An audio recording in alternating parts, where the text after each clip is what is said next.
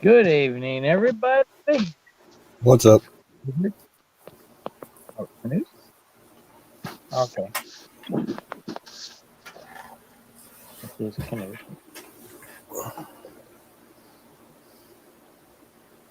Well, I'm updating my solar panels this week.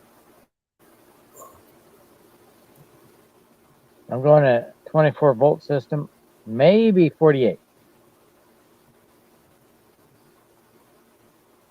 My solar generator is 48 volts, so think about going 48. 400 watts. I know for Wizard, that's nothing.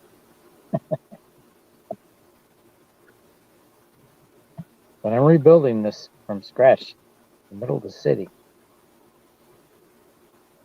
Small space. I can do 28 panels on my roof if it'll hold it. I got to find out what the truss size is before I can do that. I've been trying to figure out an easy way to do that other than exposing the trusses. Any ideas? I've been trying to work with Palm Harbor to find out. They built the house.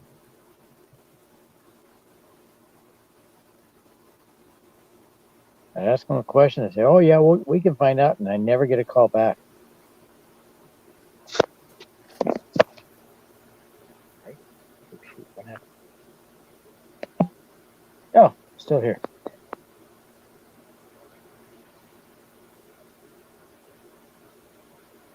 What's up, canoes? What's up? Everything going okay for you? Uh, I've been dealing with a lot of back pain this past week. Well, me too. Horrible. I got This sciatic. this is like could hardly get out of bed type pain for a couple Okay, of days. I can still manage to get out of bed. But I have sciatic pain like crazy.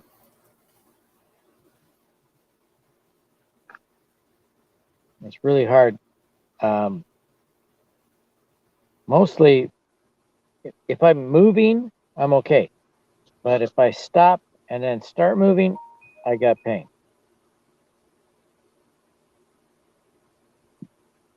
I think what really aggravated it for me this time was uh, whatever day it was last week when I cut grass. I borrowed the neighbor's ZTR mower, and my lawns are not by any means level. There's all kinds of bumps and holes, and you bounce around like crazy on that thing.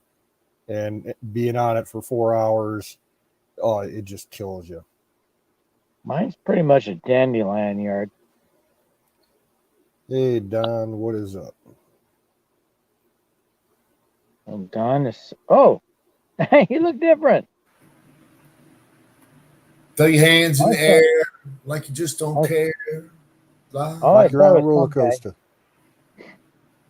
So I had Oh, to jump on here because I heard batteries. How do we interact our solar panel connections to our trusses? yeah. Or, or more specifically, what I heard. That's what I heard. But what you actually said Well, was how much strength or how strong is my trusses? I get wrong. Done. Uh, my house is a manufactured home, manufactured by Palm Harbor. Okay. What I understand, they use 2x4 or bigger, and the solar company said as long as I have 2x4 or bigger, it's good to go. Right. But I still need proof of what I've got. Okay. And Palm Harbor dragging their feet, they don't care. Okay. I just did this on my building. I They just paused. but no, it's a 12 by 24 building. And so I took my Unistrut up to the top, up to the roof, which has metal. I have a metal roof, and I simply found the place where the truss was. I drilled holes 1, 2, 3, I think, from the top down to the bottom. And I put 2-inch, 2.5-inch lag bolts into through the unistrut holes, through the metal roof, and into the 6-inch joist or truss. And it worked like a champion. I put some goop around it to make sure it didn't leak around. But I'm in the middle of the desert, so I mean I ain't worried about leaking. But Don, did you go through another a solar company, or did you do it yourself? No, it's me. I'm doing this. Okay. Well, to do it myself, it's going to take a lot more time and a lot more money. Okay. Here in Oregon, they have incentives where it doesn't cost you anything to install. Okay. But if I do it myself, it's going to cost me a ton of money. So I need to find out what the truss size is.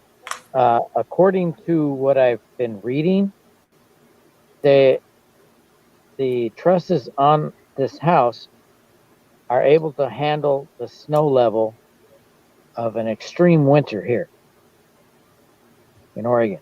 An extreme winter might be 2 feet of snow.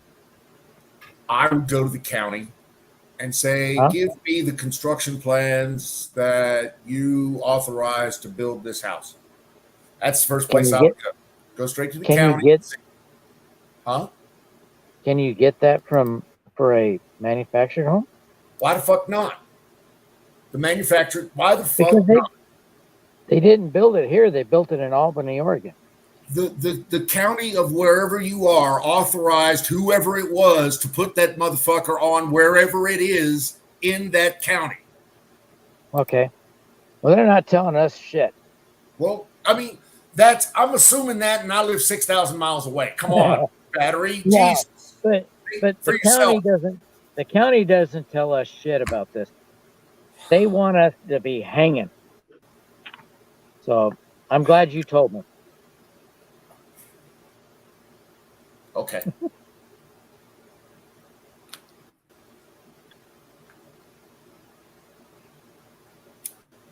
They keep telling us we need to get an architect. I'm like, geez, all we don't want to do is put solar panels on. We don't want to build a new roof.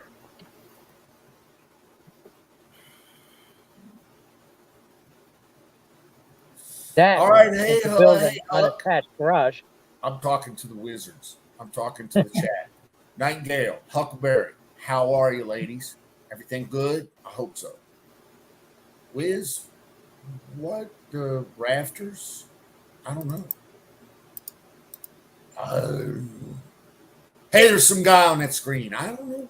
See the thing? It fell. The thing I hit the wrong button.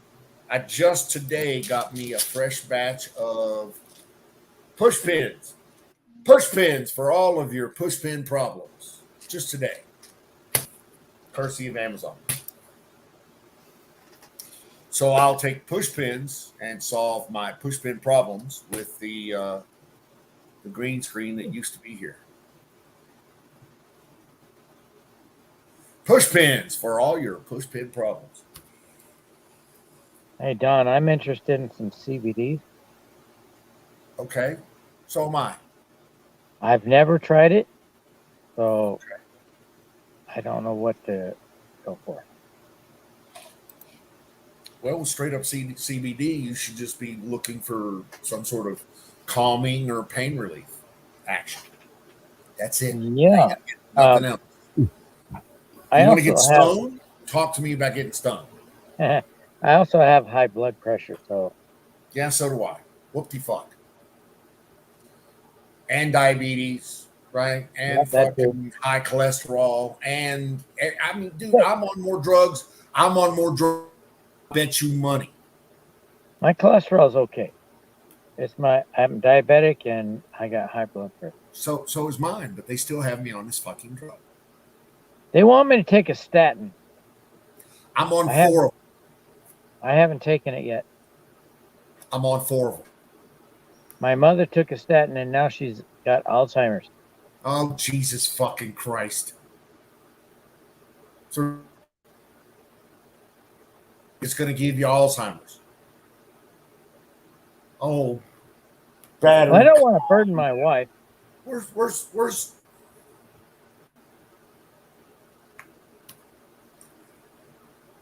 I've seen too many stories about it being linked.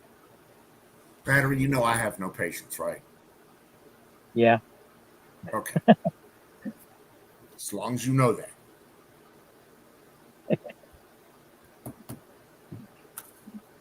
How long you been taking them?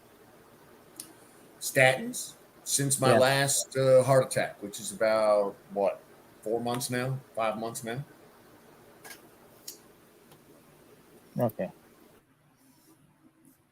Not true. Not true. Not true. I have been taking simvastatin now for fucking low dosage simvastatin for, oh my God, have to be 10 years. Have to be 10 years. Yes. Okay. And you're still sharp as a tack. Sharp. Yeah, I mean, that's kind of okay. All right, I'll take sharp. Compared to most. I'm a little slow some days. I am. Nah. Fire in quicker the than I am. bowl. What's that, battery? A little quicker than I am. So, battery, I've been out there working on my solar array mount. Uh-huh. Well, I'm trying to figure out a way to turn mine into a 48 volt. I got a 24 volt panel coming, and I have two 12 volts right now. Ooh, ooh, ooh, ooh. I know this one. I actually want to go to, I want to go to 48 volts. So, because my solar generator is 48. You need 2 things. Actually, you need 3 things. You need 2 more 12 volt batteries to give you a total of 48 volts.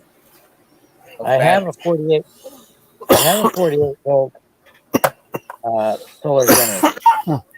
You have 48 volts. Excuse me. That's why I want to go 48 volt.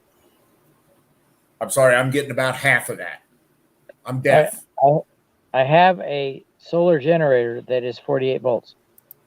Yeah, okay. I need you need an inverter that is 48 volts. It has one built in. Okay. So then I mean, for me, It's an EcoFlow.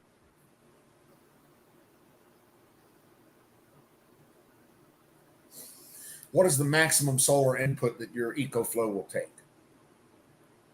1,800 watts. Solar input. Yep. Okay. Well, then there's your storage. There's your solution right there. It's real simple. But does EcoFlow do 48 volts? It is 48 volts. So its output is 48 volts. Or No, its output is 120 AC. right. Its input is 48 volts. Right. Okay. Cool. Very cool. It can handle, I think, 120 volts input. Mr. Fusion unit. Mr. Fusion with the special banana peel adapter. Is that the new? It really loves like beer cans with just a little bit of beer left in them too. Oh yeah. Yeah. But the banana peel gives that extra phosphorus and just lights it up. That special bio attachment. Yes, sir. Mm-hmm. What are we doing? Found you. That was a tough game. What are you doing? I need fuel.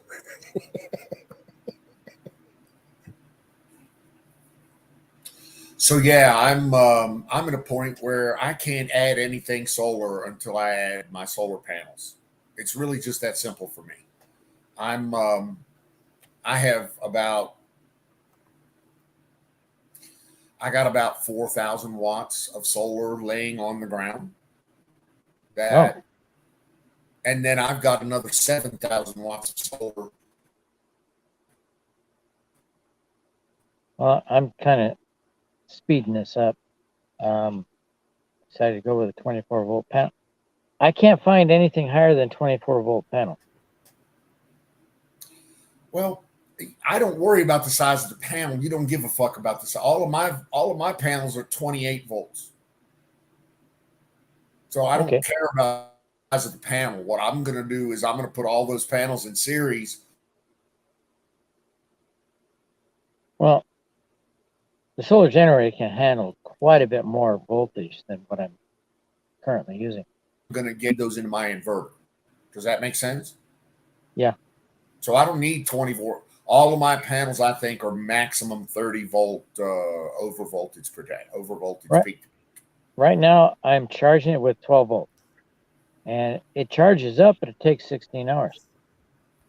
Yeah, because you got no current. No, I get 5 amps of current. Again, dude, I look on my thing here, it's 50 amps of current. My inverter has Pretty 50 good. amps of current going into it. That's pretty And good. that's about half of what it normally has. Well, 2 days ago, I wouldn't know this stuff, but I've been learning quite a bit. Has its glitches, but it's better than YouTube. Yeah, it is. Rusty Grammar, what is up, sir? Nightingale by night. There's a nightingale by night. We like nightingale night, day, whatever. I like Nightingale by day, but Nightingale by night's got to rock. So Yeah. I'm just thinking, you know,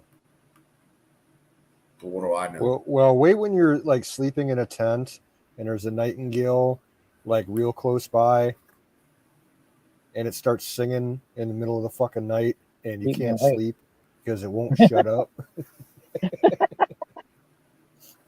Oh, see then it becomes Nightingale by shotgun. Yes. Or a spike in the neck.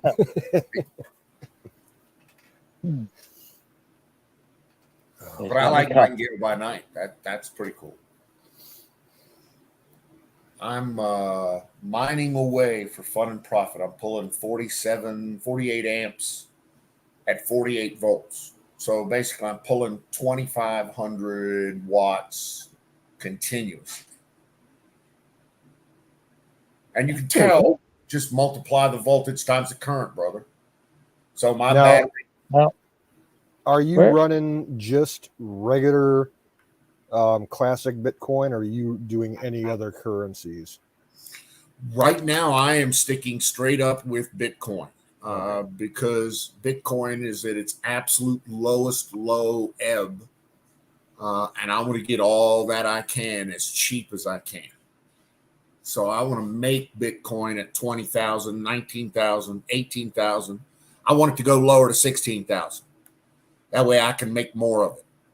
Yeah. I have no idea what you're talking about. So my battery monitor lets me monitor current and voltage output. And I can tell you exactly how many watts I'm eating from that by simply multiplying one by the other. And luckily, it's a shunt, so it tells battery life is left. Quick and close, my name. Wanted to make sure that everyone knew it was me. Oh, yes, ma'am. We know it's you. My key. Oh, boy. So anyway, I'm in the slow trying to build out outdoors a solar panel ground mount array in 100 to 110 degree weather. That sounds like fun. I can't do ground mount. Got to be on the roof. I don't have the land.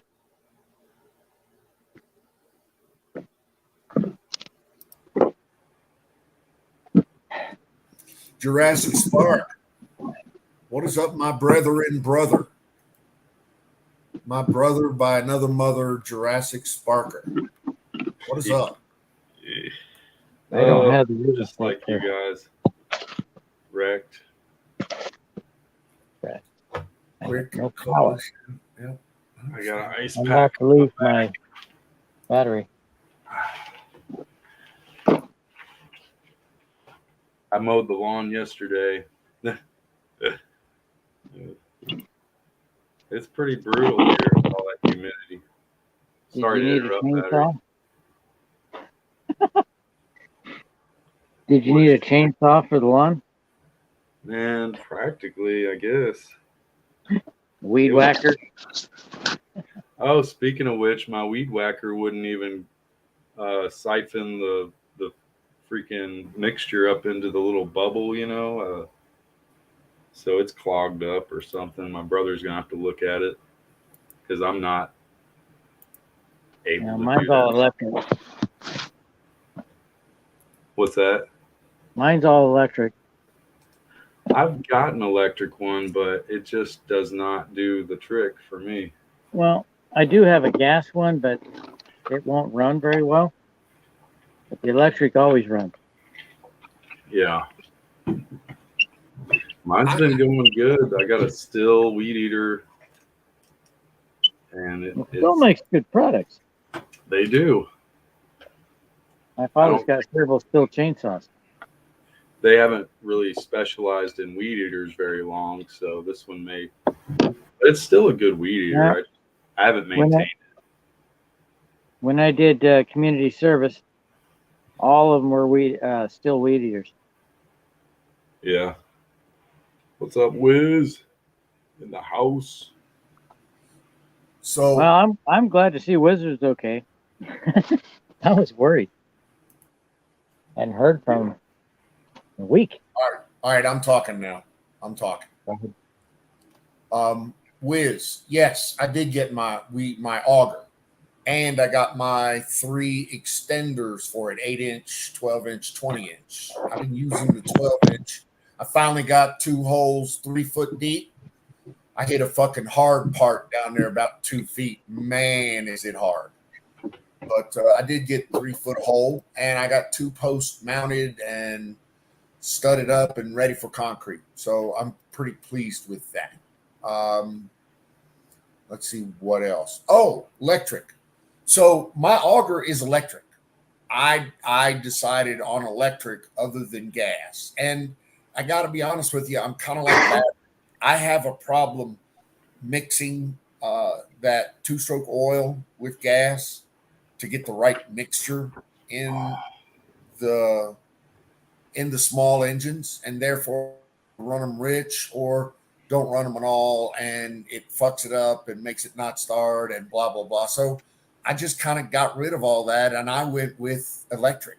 I have an electric weed whacker attachment, or a base that I can attach literally everything to. It's Ryobi. My auger is electric. It's got a higher torque rating on it than the fucking motorized augers did, as far as foot pounds. It'll rip my arm off when it hits the hard part. Yes. So my yard tools are electric. It's because I've got a Blue Eddy that I can haul out and get 2,000 watts, 4,000 watts of surge anywhere. Literally. I can start an air conditioner with that fucking battery. Yeah, I had a Ryobi, one of my first weed eaters. I love Ryobi. The They got battery good shit. kept going out. I've Mine was had like it, a first generation.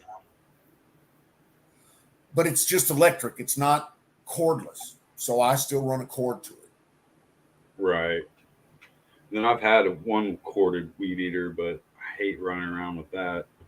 Yeah, I do too. But again, I've had that, mixing fuel with oil and trying to get it into those small little 2-stroke motors and get that to religiously, start on one pole. I just get tired of fighting that battle, and I continuously lose. So Why? I find doing electric is so much. It just I don't have to do that shit anymore. That's just I my had opinion. mine down to a T, and then yesterday I tried to pull it out and start it up, and it was just clogged. I guess it's too rich or something, and it's clogged up in the line. Won't go up into that little bubble. When you pump that bubble, it just Yeah. Yep. You got to hit that bubble right too to get that suction, to get that fucking flow up in there, brother. I understand. yeah. My I brother, he's like a whiz. Like he knows how to fix all small engines, so he's gonna look at it eventually. When see he if has, I had one of those in the family, I'd own a lot more small motors, but I don't. yeah. So But even when he's in the family, it's hard to get him on it because he's so busy. You know, thinking about just dropping it off at his job over at O'Reilly and just work on it there in his I spare mean, time. if it's your brother, fuck, he's family, so you can abuse Throw him, throw him right? some bones. Throw him Yeah. a couple of bones and say, "Hey, fix this. It's in your car. I'll Hmm. expect to see it next week." Right. Yeah, we'll get it because I've missed weed eating the last time. It's about due for a good weed whack. Well, I got a 5K Jenny on wheels that I can pull literally anywhere I need to go. I got a 3K battery that will literally run everything I have, uh, from air conditioners down to weed whackers down to augers. That my battery was out there running my auger today. I'm running my auger off my battery, That's which pretty is cool tough. as fuck. That's By the got to way, be pretty tough. it's a badass battery. You should look at those fucking Blue Eddy. Have battery tell you. He'll tell you Blue Eddy Blue Eddy. AC200s. Oh yeah, Hmm. they're tough as nails. Freaking A. There, a lot of money goes into that, but you know, you do get your money's worth.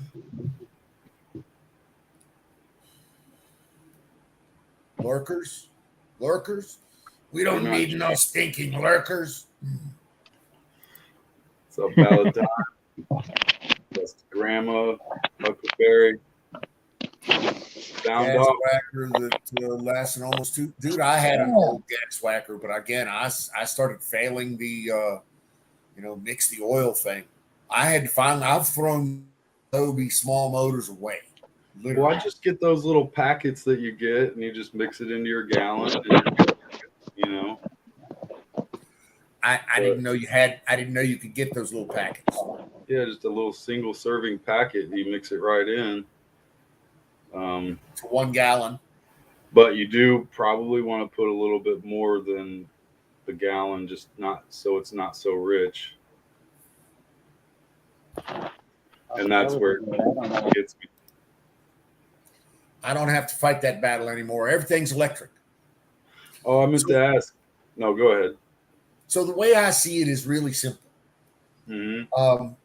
And my views are simplistic. I truly believe that we're going to have some gas and fuel issues, not just with price, but with availability. Yeah. What is that? Hard to obtainium. That you can't get it, kind of thing. Mm-hmm. And so I'm kind of a mindset now that my shit needs to be electric.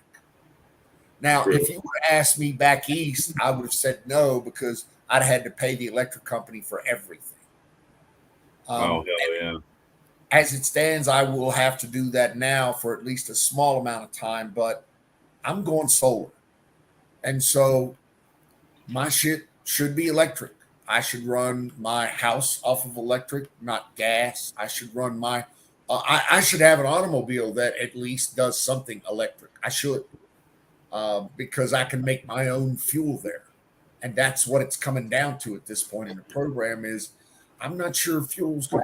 Dude, I love my Jeeps. Don't get me wrong. I absolutely adore the V8 motor.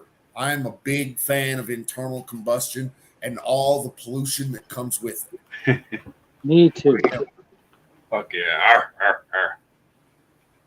Arr, arr, arr. Exactly. More power. But dude, I see a day where that becomes not impossible to get, but not as easy as it is today. If you know what I mean. That's all. It is very it's becoming a thing. Yeah, I mean it's definitely. I'm already looking at YouTube videos on how I will convert my Jeep Grand Cherokee from gas to electric. That would be definitely.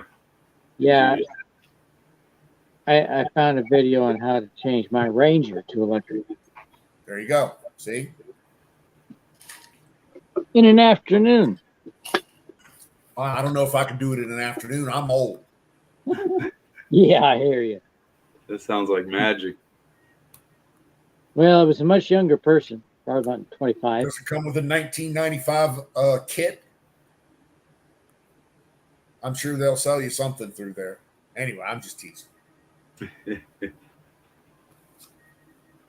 Has it been raining over there, some guy? Well, actually, yeah. There was like flood weather there. We did. Yes. We got Vegas got flooded, actually. I don't know if anybody died, but they floated some cars, I believe. We got rain here in the valley, in the desert, that I never, ever expected to get. And it got down to like 70 degrees. And I was just amazed. I walked out in it. I was out playing in it. The problem is, for Nevada. The problem is it rained on my 10 bags of fucking concrete. 10 60-pound bags of concrete I think I lost because of the rain. That sucks. How many times does it rain in the fucking desert? Come on. Right? I lost a couple bags of charcoal because I kept them in a cooler that somehow let water in. I thought it was pretty water resistant. But I use it to fill some holes around here. We got so many, well, not so many, but there's one spot that's got holes around a tree. Oh, he had to hop off, I think he said. There, I can hear again. Oh, okay. All of a sudden, I couldn't hear anybody. Lost your audio. Yeah. 30-year-old mechanic with a full shop. Oh, yeah. Yeah, we got a bunch of mules and donkeys around here.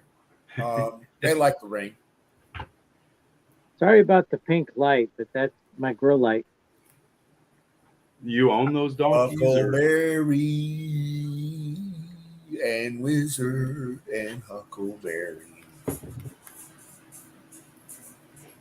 You own those donkeys, Don? I'm sorry, what's that? Do you have those? Aren't your donkeys though? No, those are all the donkeys and horses around here are wild. All of them. Huh.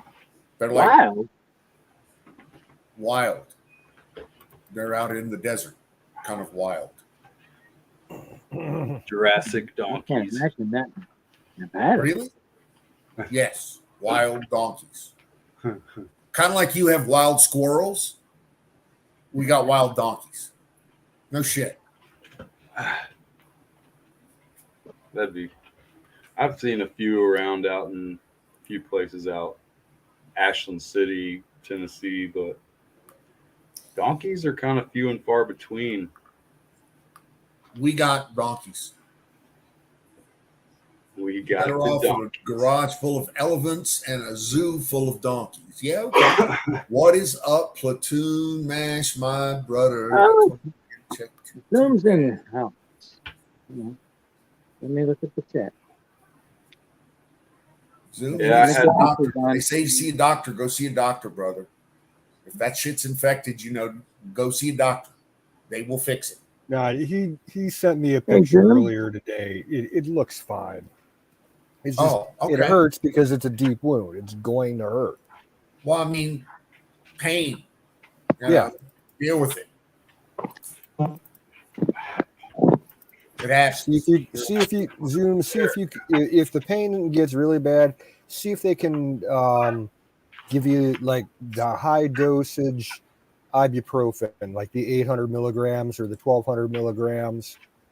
There you Something that's go. Or a non-narcotic. Tylenol 3 or something like that. Yeah. I take the calcium sodium. Something little with a little acetaminophen and a oxy, maybe a little bit of. I got some of those I keep in the thing. I shouldn't eat them. I've got a few different pills. I just don't use them unless it's an extreme thing. I'm saying, Mr. Spark, I don't eat them unless I have to. Yep. Oh, he fell out again. He must have lost his audio again. Keep changing your bandages. Oh, so Zoom's having issues. What? Yeah, it's Zoom that's having some pain issues. Post-surgery pain. Oh, surgery. Okay. Yeah. That can't be fun. They had to open up his leg, and he's got probably, I don't know, maybe 15 to 20 stitches. And It was a deep incision, so the stitches are big. But he showed me a picture today, and it looks just fine, based on all my medical experience throughout the years. I didn't see any sign of infection. My opinion, he just has to keep it as clean as possible and touch it as little as possible. Yeah, quit fucking with it. That always helps. Once or twice a day, maybe run an alcohol wipe over it to clean up any seepage. Yep. And if it starts getting weepy, dry it off with some gauze. And if it gets too dry, use hell, you could use baby oil. I see you, Huck. Can you see me, Zoom? See, Zoom can't see you, but I can see you. Dry it when it's wet and wet it when it's dry. Yeah, I'm not good at taking care of wounds. I mean, I am, but I haven't had to do it much. Knock on wood.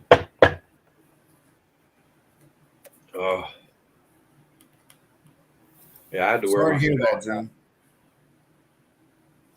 But I'm a big fan. I'm a big advocate of medical procedures, help, work. I just am. I mean, we live in a time where they know a lot of shit that can help you. Mm-hmm.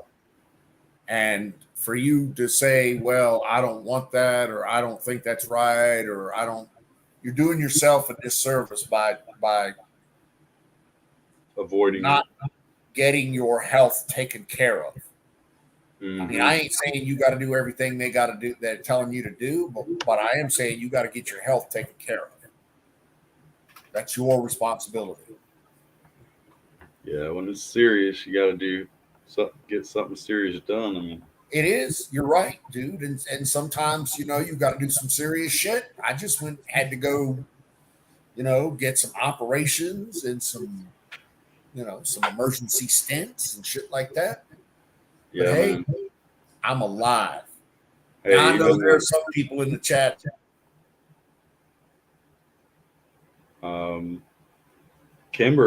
Kimmy can vouch for that.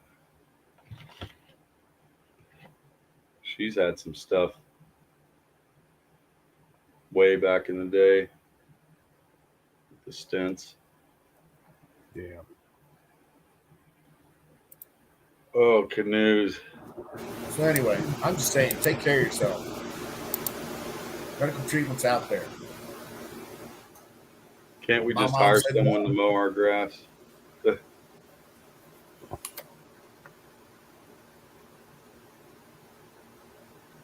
It's just the one day I have off, I have to mow the lawn, and it just freaking wears me out. Welcome to adulthood. Yeah. That's the way it goes, man. Adulting is so fun. The day I have off, I work my other 4 jobs. Yeah. Right. I'm good with that. They're more fun than my day job. Yeah.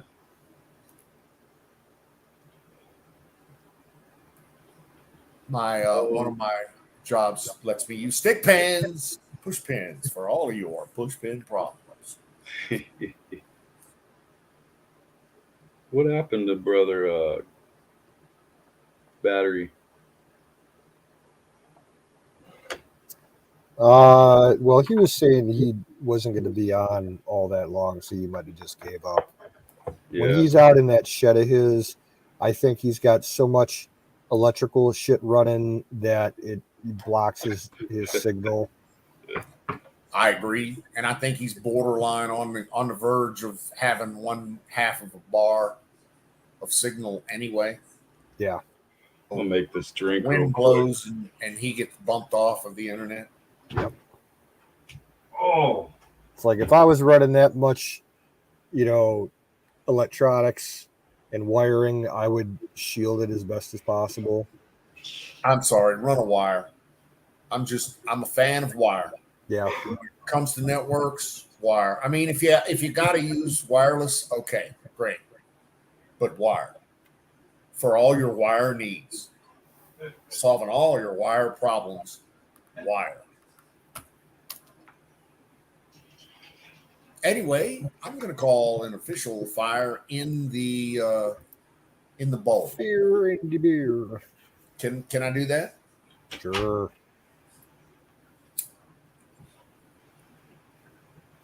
Oh, I got a question for you, Don. I saw something in the news local to you. Wondered if you heard anything about it. Did you hear what happened at Nellis the other day? I did hear some stuff coming out of Nellis, but what are you talking about? A teenage girl went on an arson streak on base in the housing area and started like 4 or 5 fires. Yeah, heard about that. They basically came up with the fact that it's going to be vandalism. But there's a China Nellis connection recently, specifically for drones. And I mean, dude, do you have any idea how much military hardware was scrambled for Nancy? Oh yeah, A shit ton. A shit ton. Yep. I mean, F-15s out of Guam, F-15s out of Kadena. Japan and Okinawa. Yep. The fucking Ronald Reagan was put in the Taiwan Straits of Taiwan, and they all the extra tankers, the KC-135s. Oh my God, yes. So Nellis had a connection to that. They flew a lot of tankers out of Nellis to help facilitate that. Yeah. That's what I was referring to. huh. There were more than a couple of participants, Nancy Pelosi military movement participants on the West Coast. There were more than one or two. Yep. I'm just saying.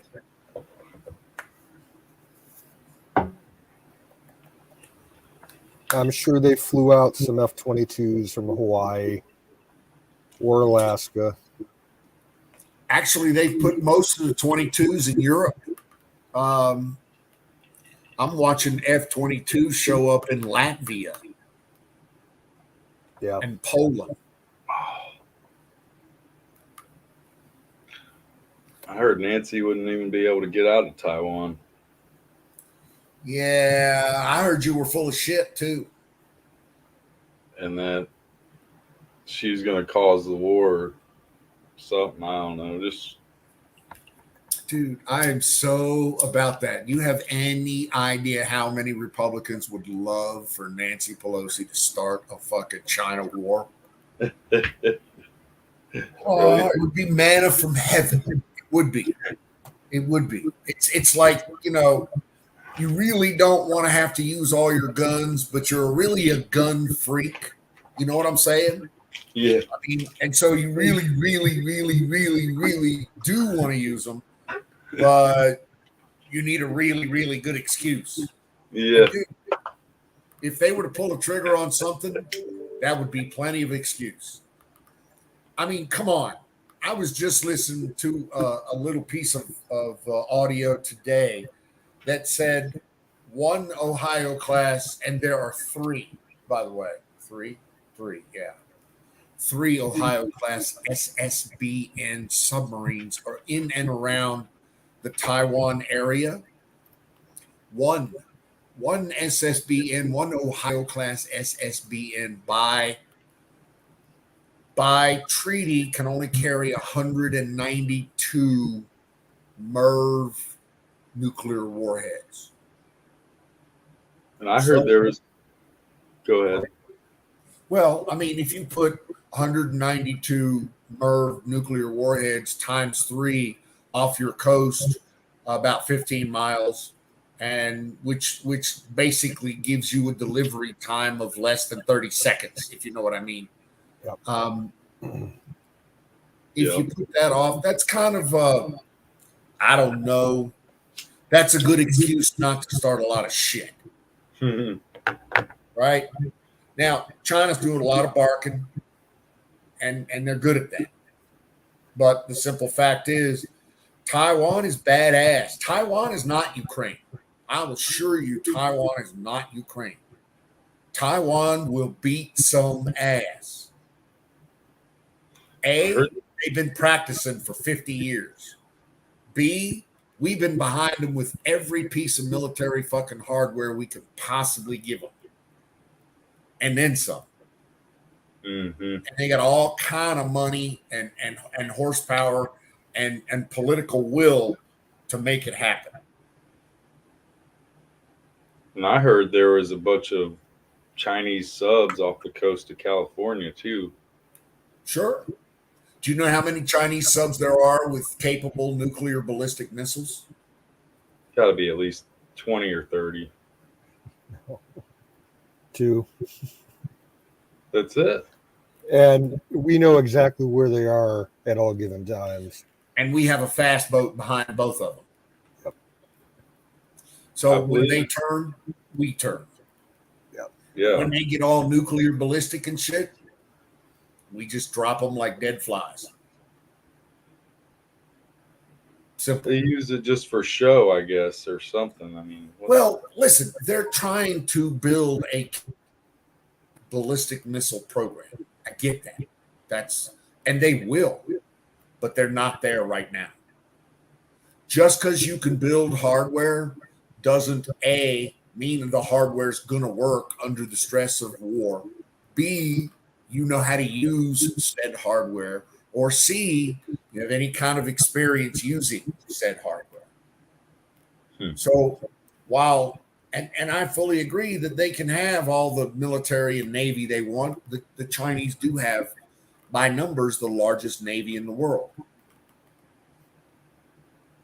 But that said, they're not as good as we are at it.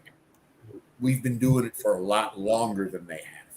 They're not even a traditional blue water Navy. They're not. And they're really not. They're thinking they might be 20 years out. Yeah.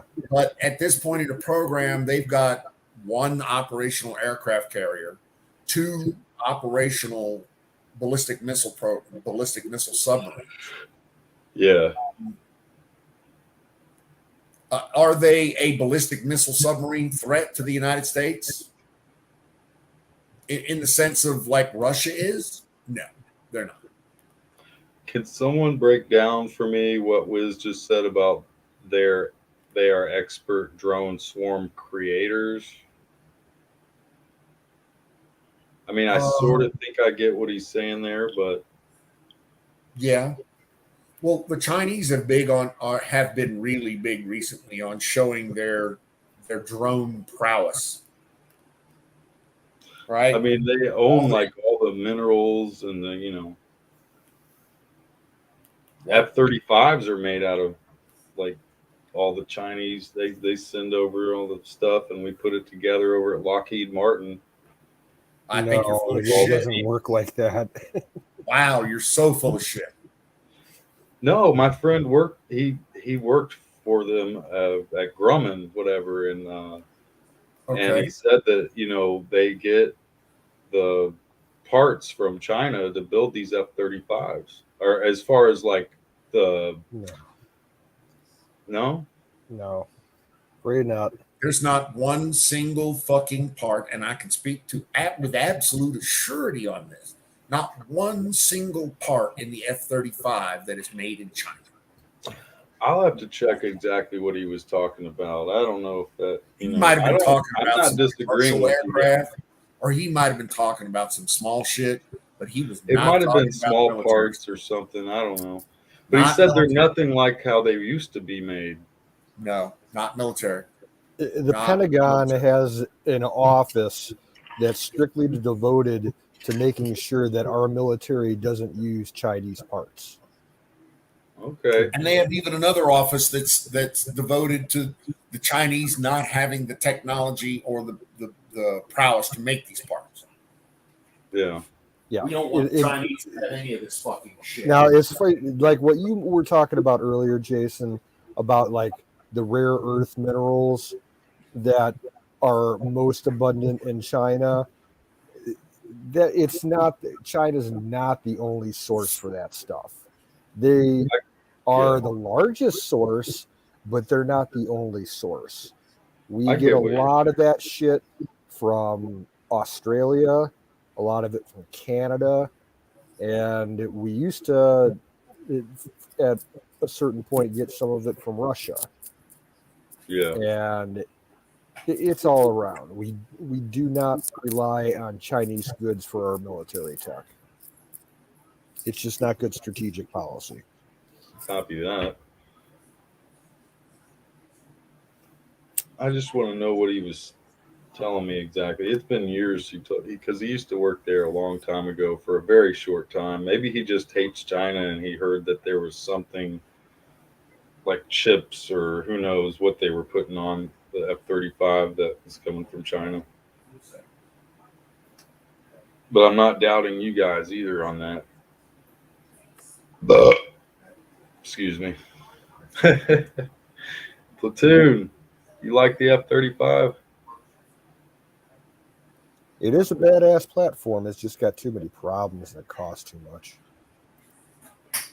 Well, that's what I thought he was saying is that, because they were putting it together with parts that weren't just all of like, I don't want to say American made, but because like you guys say, the minerals and stuff coming from everywhere, not just China, and they go through rigorous things, maybe it's just the manufacturing here wasn't quite what he thought.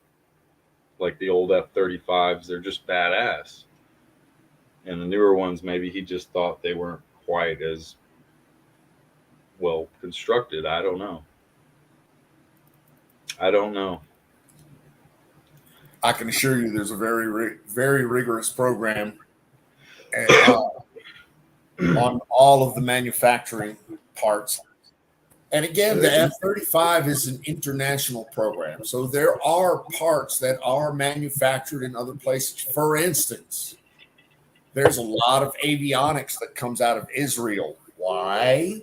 Because Israel makes some badass avionics.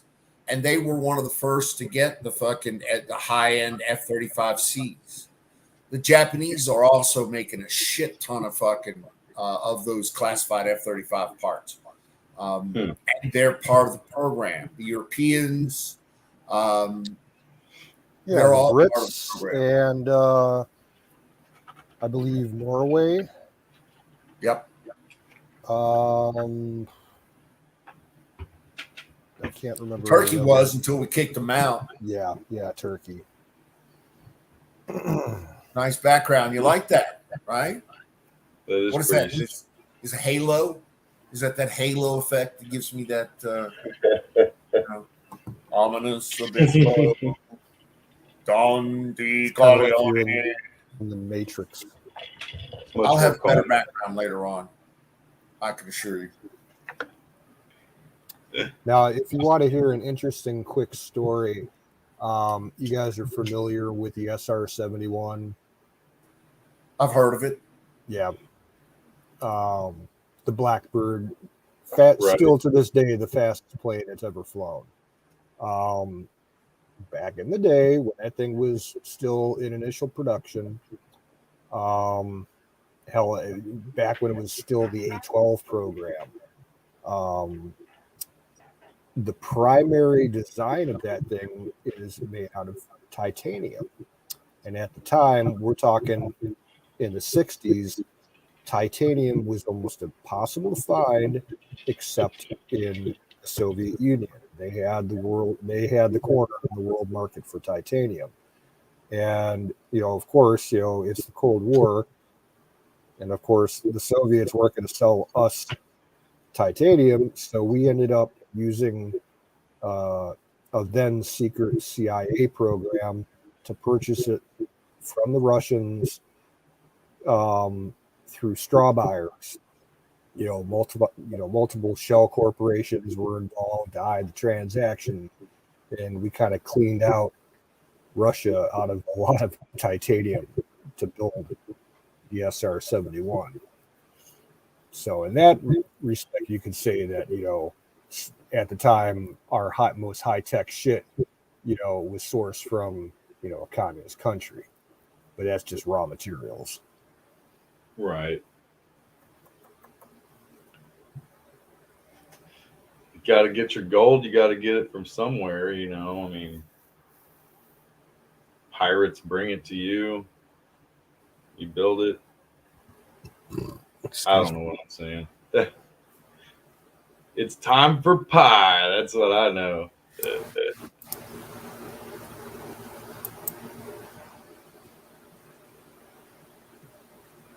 Yeah, I mean, titanium's titanium. Minerals are minerals. Doesn't matter where you get it. It's how you construct it. How rigorous you put your. Well, Dr. building. Canoes is correct. There's really not much minerals that we can't get our hands on, rare earth or otherwise. I mean, let's face it, the Chinese can't make Nutella chocolate pie, right? But Yeah. we can do that. We have that technology. Mm-hmm. So if we can make Nutella chocolate pie, then fucking all those other rare earth things are just fucking. That's just a process. We'll get it taken care of. We got this. Yeah. We're a very improvisational yet craftsman country. I mean, we put heart into it in most cases, and I worry about that because these days, man, people just get so complacent, and I wonder if that affects how they build stuff out there and how much they're getting paid and what they care. But hey, you guys are saying they're doing a good job, man. Well, as far as military manufacturing is concerned, I'm pleased as punch with that. That's one of our best attributes is that we have a manufacturing prowess that's second to none in the world. We can do complex. I mean, the Chinese can't even if they can steal the IP for some of our Pratt and Whitney, GE commercial jet engines. Even if they can steal it, they can't manufacture it. It's not because they don't have something. It's because they don't have the brains to do it. They don't have the experience to do it. They just won't put it together the same way. Not the same way they can't put it together and make it work. Yeah. Do you understand? So, go ahead. These are very complex machines, and for them to work correctly, they have to go through complex, extremely complex manufacturing processes. Rigorous. Extremely rigorous. And the Chinese simply can't do it. I think that's the difference is just how rigorous they involve themselves. They just go one step less than we do to make sure, triple checking, making sure things are built exactly to the T. I want you to look at the Russian missile program. The Russian missile program uses approximately 90% of its main DSP, digital signal processing Xilinx chips, are stolen from the West. And when that runs out, they can't manufacture that. They have no skill at that. They don't know how to do that. It would take them 20 years to be able to get to the ability to manufacture those Xilinx chips. So then, without those chips, the Russian missiles, then sudden their accuracy drops from 90% to approximately 30%. So their missiles leaving the rail got a 1 in 3 chance of hitting. Our missiles, when they leave the rail, they're practically guaranteed to hit. They miss 1 in 10,000 times. Yeah. And our Navy actually had one of those 1 in 10,000 time incidents not too far back, like maybe 2 months ago. They were doing an exercise with I think it was like one of those new Block 8 SM2s, and it blew up like right after it left the rail. It was only like maybe 50 feet above the shift when it blew. But that it almost never happens. It almost never happens. But that's the difference. And that's the thing that they're not going to tell you. That's not part of the, oh, China's a badass, we need to bow down to the fucking Chinese and do what the Chinese want. That's not part of the narrative. Oh, what happened to some Chinese nuclear warhead they sent up? China does that, China does this. I just want to reach through this thing and smack you some days. But I don't. I heard there was some practice run where China sent up some nuclear warhead and it was destined to come back down sometime here, and they didn't know where it was going to land. Did y'all hear about that? Obviously not. I don't know. I know it definitely happened, and there's some Chinese nuclear warhead up there that it went up, and who knows, it's coming down where, who knows. I don't know if somebody heard that. There you are. Good night, battery. What happened to China shooting down Pelosi? I don't know. Was China going to shoot down Pelosi? Explain it to us.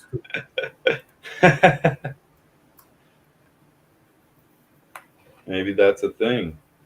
Maybe that is the thing. Okay.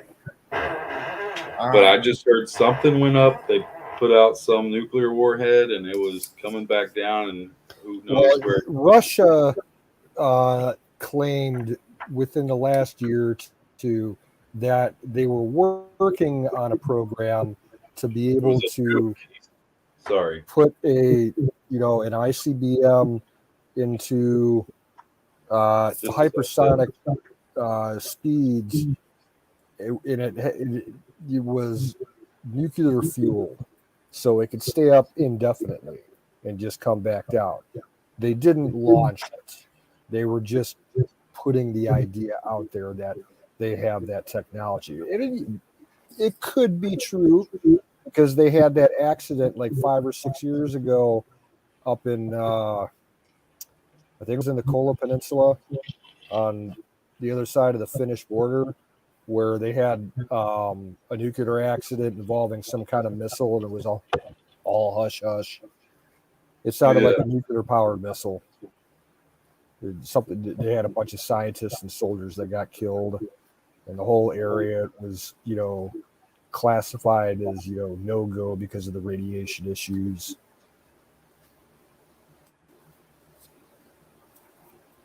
And we just had the Navy did a test on some hypersonic missiles just, I think, like 2 weeks ago, and they shot 2 off, and they were both successful.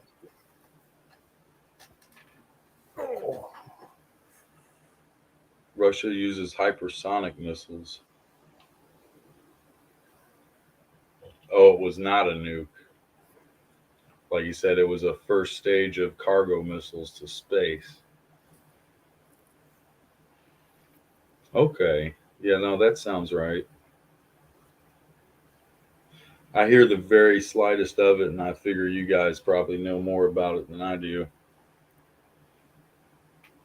I think there's a lot of stuff that goes on we don't see, like, all the missing nukes and missing shit that goes around. That's the scariest part. What we don't know is going on or missing. Not that it's like I don't say scary, but it is definitely things that it's not child's play. I mean, these people are fucking around.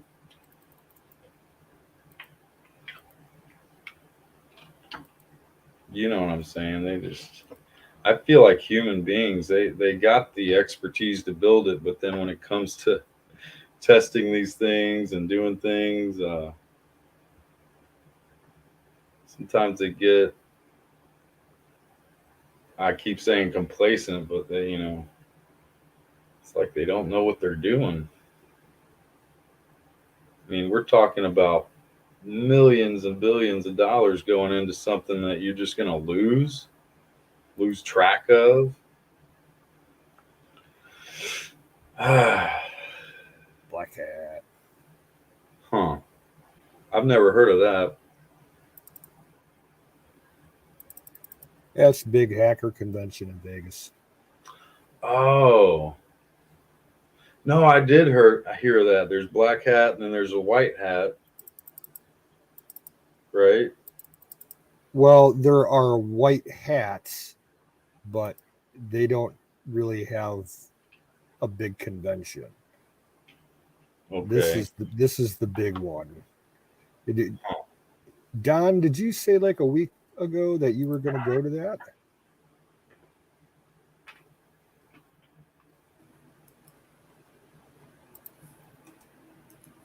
I did actually. Yes, Oh. I just got authorized on Monday. Sweet.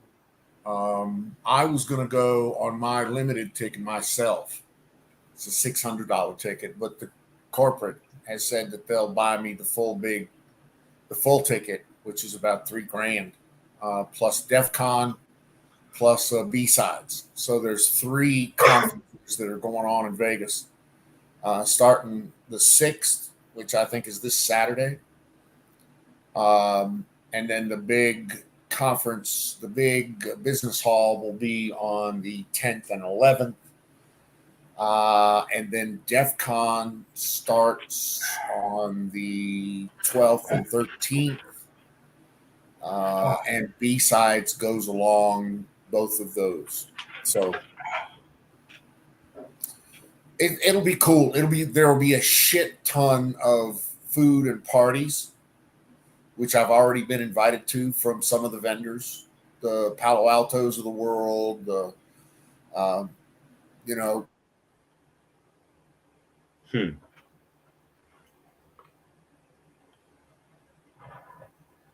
When is it you're going to attend that or get to go?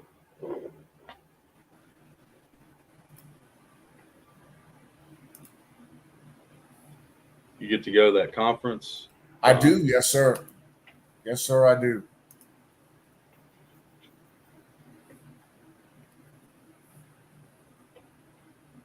That's pretty I'm very fascinating. excited. Yeah. Man, I wish I could have lived in y'all's time and day, man. I think I would have probably signed myself up and been a veteran by now. I just have the highest respect for veterans, and not just, a generalized thing, but Thank you. I'll yeah, speak for everybody and say thank you. you guys really make me feel like, I'm the youngest of three brothers, and I'm looked, I don't say down upon, but I feel like the runt. And I just feel very optimistic when I get around you guys. appreciate you your company with me and even allowing me on here. I won't say it again, but I appreciate that sentiment. Good night, Huckleberry. Sweet dreams. Night, Huck. Good night, Huck. Be Dream safe. well, Patriot.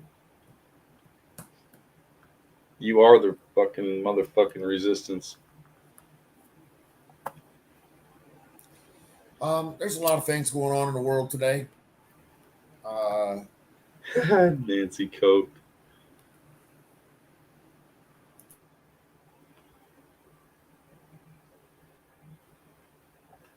It's crazy how we've come to this point where I don't know how to say it, but the world is unable to work together like it should be. That's all I'm going to say. I'm not saying. Yeah, go ahead. I think somebody needs to manage your expectations. True that, man. I mean, I grew up in a time where you just expect more than. We fought wars to have peace. That's all I'm saying. Well, okay, so you think all the wars are over and everything's got to No, I'm not saying that. I'm not saying that. But just the overall big dilemma that we have to have all this. It's just the left, man. The left will not fucking quit with the stupidity. There's good wars that are supposed to be fought, and then there's the paid and played wars that are just a showcase. It's just baffling what they try to push in our ears. But as I say, all wars are bankers' wars, and I've heard, Michael Rivero breaks that down.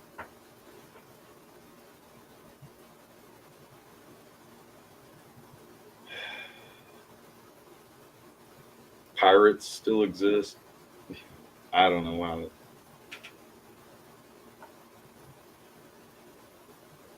feel like people just want to have big wars, but there should we be. have had hypersonic weapons since before there were hypersonic weapons. Yeah. I mean, everybody says, okay, China's got hypersonic weapons. Well, whoop de fuck.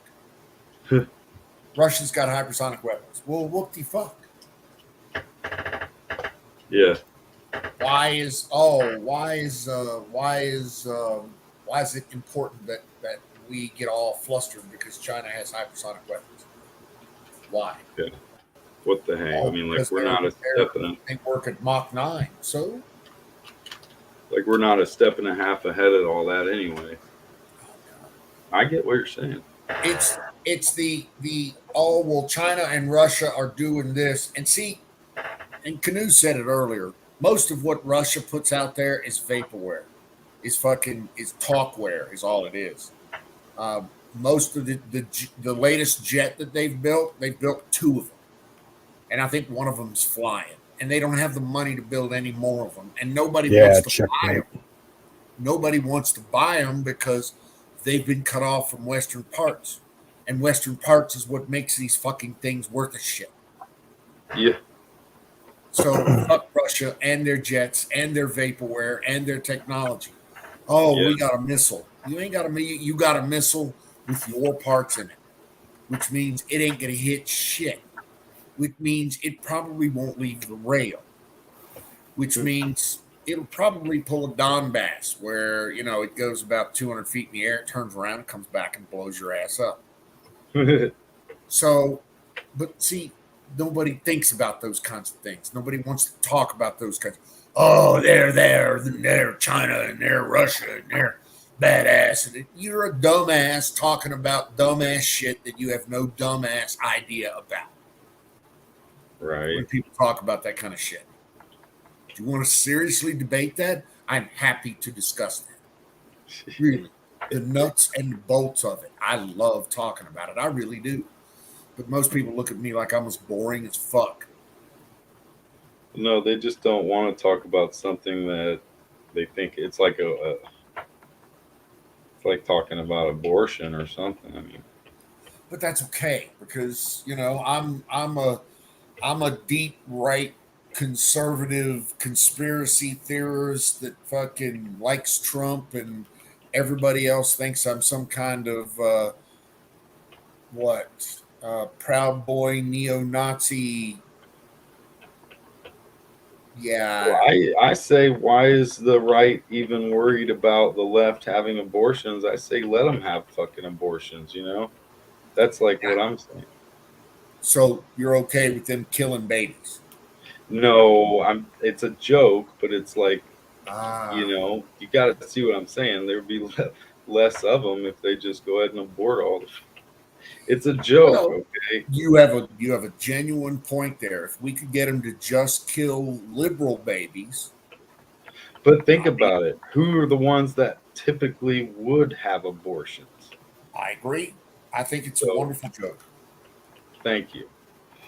I actually shared a post like that on Facebook, a little bit more well worded. Yeah, I'm sure it was probably not well received. We'll see. That's why they I've are. I've posted a lot of stuff this week that I normally would never do, but I've started the give a fuck not type of tour. I give a fuck less now, and people say so much raunchy, terrible stuff, and they joke about it. I'm gonna start saying my own words. You might as well. I mean, Exactly. there's nothing that says you can't say your piece. Yep. Give a fuck less, man. The left is out there, the AOCs of the world are out there saying their piece, and it's just as dumb as two rocks fucking. But they're still out there saying it in public, saying, hey, look how stupid we are. By the way, Yep, I'm they can make AOC. their jokes. I have donkey teeth. Native. Native Michigan, I like Tank Sergeant York made for missiles and planes. Yeah, yeah, yeah, yeah. Now we're talking about missiles and planes, baby. Missiles and planes. What is Estes rockets? Those model rocket kits that you can buy in hobby shops. Oh, Yeah, I used to be into those when I was a kid. that's like a step two or um, skill level two type thing, or Well, there was levels 1 to 5, I think. yeah, Um, yeah, yeah. you could build some big ones and some ones that would go really high up. But I also have a book uh, That was Junior entitled. G Man blowing shit up rank. That was when we were Yeah. actually before Homeland Security said, well, you can't do this and you can't do that. Fuck Homeland Security. That was back when you were going to the Ben Franklin's or the hobby shops and grabbing a handful of fucking rocket motors and Yeah. coming throwing some duct tape around them and saying, hey, I wonder how high I can get this to go. And nobody gave a fuck. Right. And if you were really dumbass, you ended up blowing your hand off. Hmm. That's pretty cool Do you guys see the screen? There you though. go. Rockets into Backyard rocketry. Converting model rockets into explosive missiles. See?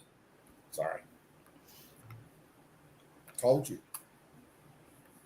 Yeah, my dad bought this book like 20 years ago from oh, good that's old Paladin Press.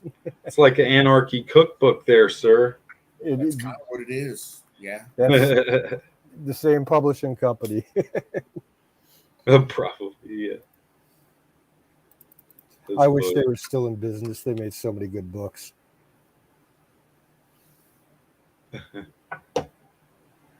Yeah, yeah.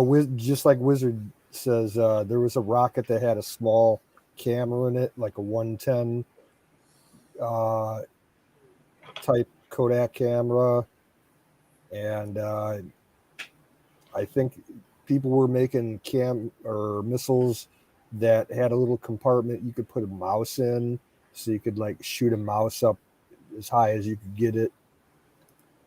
Huh. That's funny. Hey, Native Indian, thanks for coming in tonight. Good to see you. Always a pleasure, sir. Did the mouse survive? Oh yeah, those rockets. The biggest ones that you could make, like back in the '90s, were using diesel engines, and I think the biggest rocket at the time that they sold was called the Big Bertha. And if you built it stock, like the way the instructions said, you could get that thing up maybe 3,000 feet, max. Of course, there's people that, made their own, you know, adjustments to it and, put probably like 25 to 30 engines in it instead of like 5 or 6 and got a lot higher up. But, Yeah, but see now, if you do that kind of shit and you take it out to the park and you light a match to it, fucking Homeland Security or Oh, yeah. somebody else comes up at your door and says, "Hey, what are you doing with 20 rocket motors and duct tape?" Yep. I'm like, "Well, I can own these. There's nothing illegal about that." Yeah, but why do you have it? Well, just to piss you off at this point. Yep. So Over the There was a Right. top. story That similar to conversation- that in the news just a couple days ago. Somewhere in Georgia, a guy got a visit at his house from the ATF and the FBI because he bought 2 guns at the same day. From Oh, the I same know, company. right? I saw that. And they called the local cops on him. The local cops dropped him like a bad habit. And the ATF guy was like, "You're making a big mistake. Yeah, You're about to it be was an dead absolute if you don't bullshit get out on your story. fucking face." Yeah. I Yeah, thought because it was- apparently there's some kind of ATF regulation that licensed gun dealers, if they sell more than one firearm to a person, even legally, in within 24 hours, they have to fill out a special form and give it to the ATF, saying, and the ATF says it's to cut down on straw purchases. It's a bunch of fucking bullshit. it is a load of shit. Exactly. Just all follows in with the Patriot Act, I guess.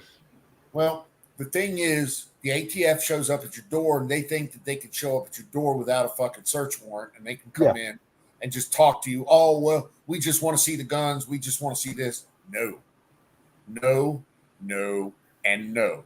You cannot. You don't have that authority. You ain't Just doing close that the shit. door in their face You and tell ain't them coming to in fuck my house. Dude, I'm standing here on the other side of this door with loaded weapons, Yeah. probably better than yours.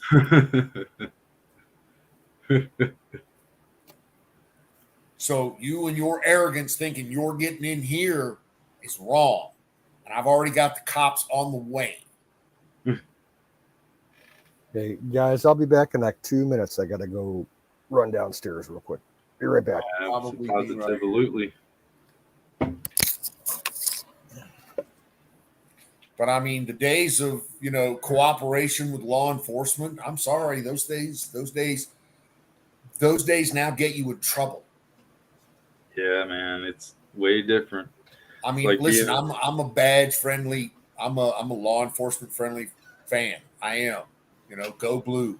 I back the blue, but I have to cover my ass.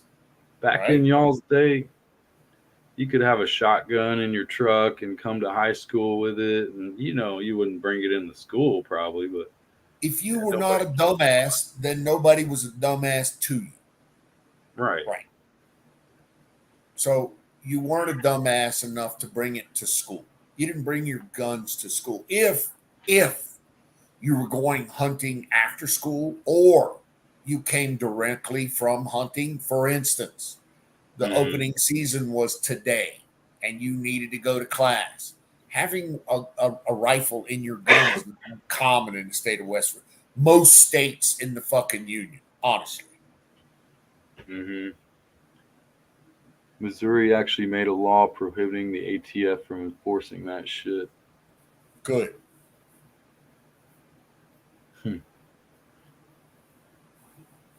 So yeah, I got nothing for them. I really don't.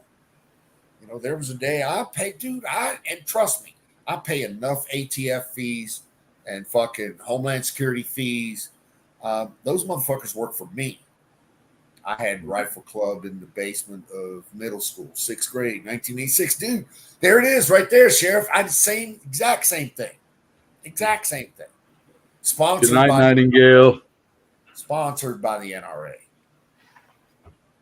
NRA rep would come around once a month and say, you know, you guys need anything, drop off some new ammo. Yeah. That's how I got engaged. You know, that's how I learned how to fucking shoot. And then Dare Anyway. came along.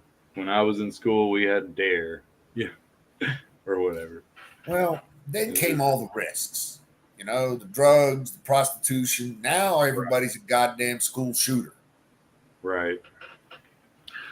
One of the schools I went to in middle school was one of the first school shootings at John Trotwood Moore here in Nashville. See, not something and that's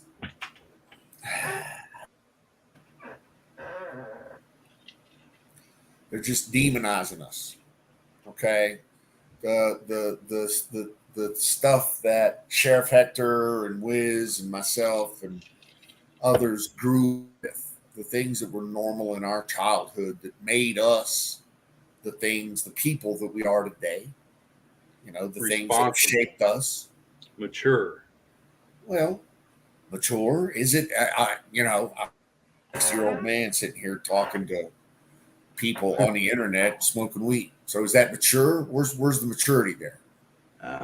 But still, no, I disagree. But, you know, there's easily people can be okay. So if you legalized all drugs, people would be more mature about using them. Bottom line, it's a psychological warfare. I agree War and on would be drugs. hopeful. I, you know what? I'm a fan of legalizing guns everywhere. Do you know why? Here's why. There would be a very sharp, steep learning curve on people pulling out their guns and being fucking hood rats. Hood rats would be cleaned out very quickly. Why? Because everyone would have a gun. Everybody. And so as soon as hood rat number 1 pulls out a gun, citizen number 1 through 10 standing around him kills hood rat dead. Yeah. And there's no question. There's no law enforcement. There's no investigation. There's no nothing. Hood rat is dead. It's over. Well, I mean, especially if they're given like a gun safety course and people are actually required to. Nah, fuck gun safety. You get gun safety after the fact. Okay? If everybody is required to carry a gun, then the learning curve and the stupid curve is what I call it. Stupid curve. I like that. The stupid curve is going to be very steep and very harsh.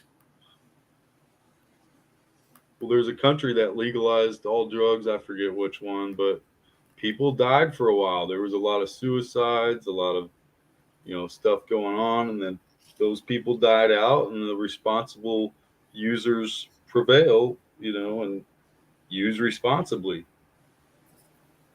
Right? Absolutely. Absolutely. You're going to have your fallout of dumbasses. Yes. People that are going to be stupid. And hopefully smart people learn from that. That's called Darwinism, isn't it? Yeah. Fucking cull the stupid from the herd. Doesn't Darwinism do that? You're so based. Come on. No. I'm sorry. I'm so based. I'm kidding. Well, you're right. I am, dude. No, I mean, that's what they want to label people like that, like when you talk like that. But that's being real, what you're saying, honestly. It's rational thinking, which we don't carry much of here in this day and age. Yeah, stupidity is deadly. Exactly. I mean, rational thinking. Come on, that just goes right over everybody's head. Brains let you live. brains lets you Take much brain. appropriate your species, your Mhm. bloodline. So if you're smart and you don't die, you don't get eaten by a fucking Tyrannosaurus Rex, or you don't get stepped on by a fucking Sasquatch, or you don't get, hit by a goddamn meteorite coming down the pipe. So, I mean, and I've said this all along, the universe wants your ass dead. I Period. remember that. I think about that sometimes. And you need to figure out how to survive for your, whatever, however many years will let you do that. Right. Excuse me. Bless Oh, you. you're good. We'll cough up a hairball.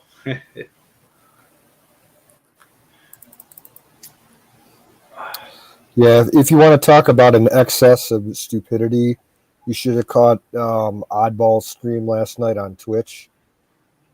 Oh, Yes. it was hard to watch. He was restreaming some other live streamers that were live in DC at the mall. I guess they were part of that caravaner movement that's going, that ended up in DC, and it's nothing but a bunch of homeless meth head. Like, they say they're patriots, but they're just there to troll each other. It's pathetic. That's just dwindling And idiocracy. I guess they're heading to Bunker Hill starting later today up in Massachusetts to do their bullshit up there. They're all like, this is going to be the beginning of the end for, the left and all the globalists and everything. It's like, yeah, sure. Welcome in, Wiz. Hey, what's up? Oh, man. Man, I finally got Fire enough in the fucking bowl. fire in the motherfucking bowl. And tilt to the motherfucking can or bottle Cheers. or whatever you got. No, just fire in the bowl. You can keep the bottle stuck on your own bottle, whatever it is.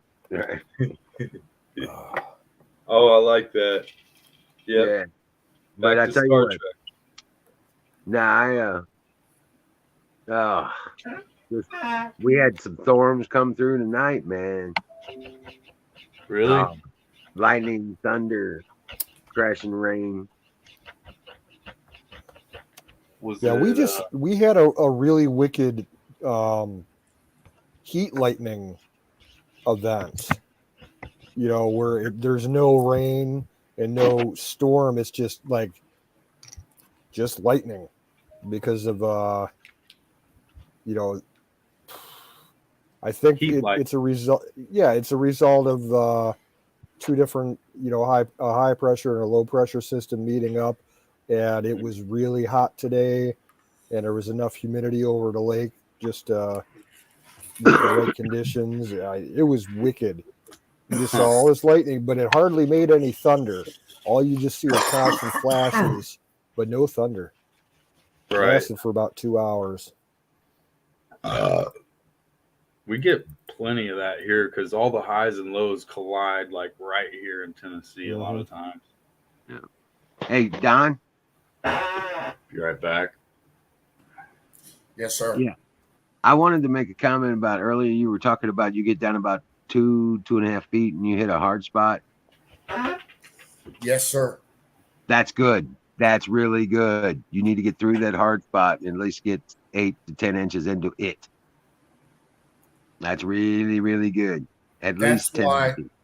That's why I've been waiting on my extension. So I run the 12-inch extension, which takes me down to 36 inches, or no, 40 inches flush. Basically, I can get down to the 3 feet that I want. So I actually get a foot down into that hardness. Good. But dude, it won't let me make anything because my bit's only 6 inches. Right. So when I get down to the bottom of that hole, that is a very hard, it's almost like a concrete made what the fuck's what the round sonotube. It almost feels like, so I get the post hole digger down there. Yep.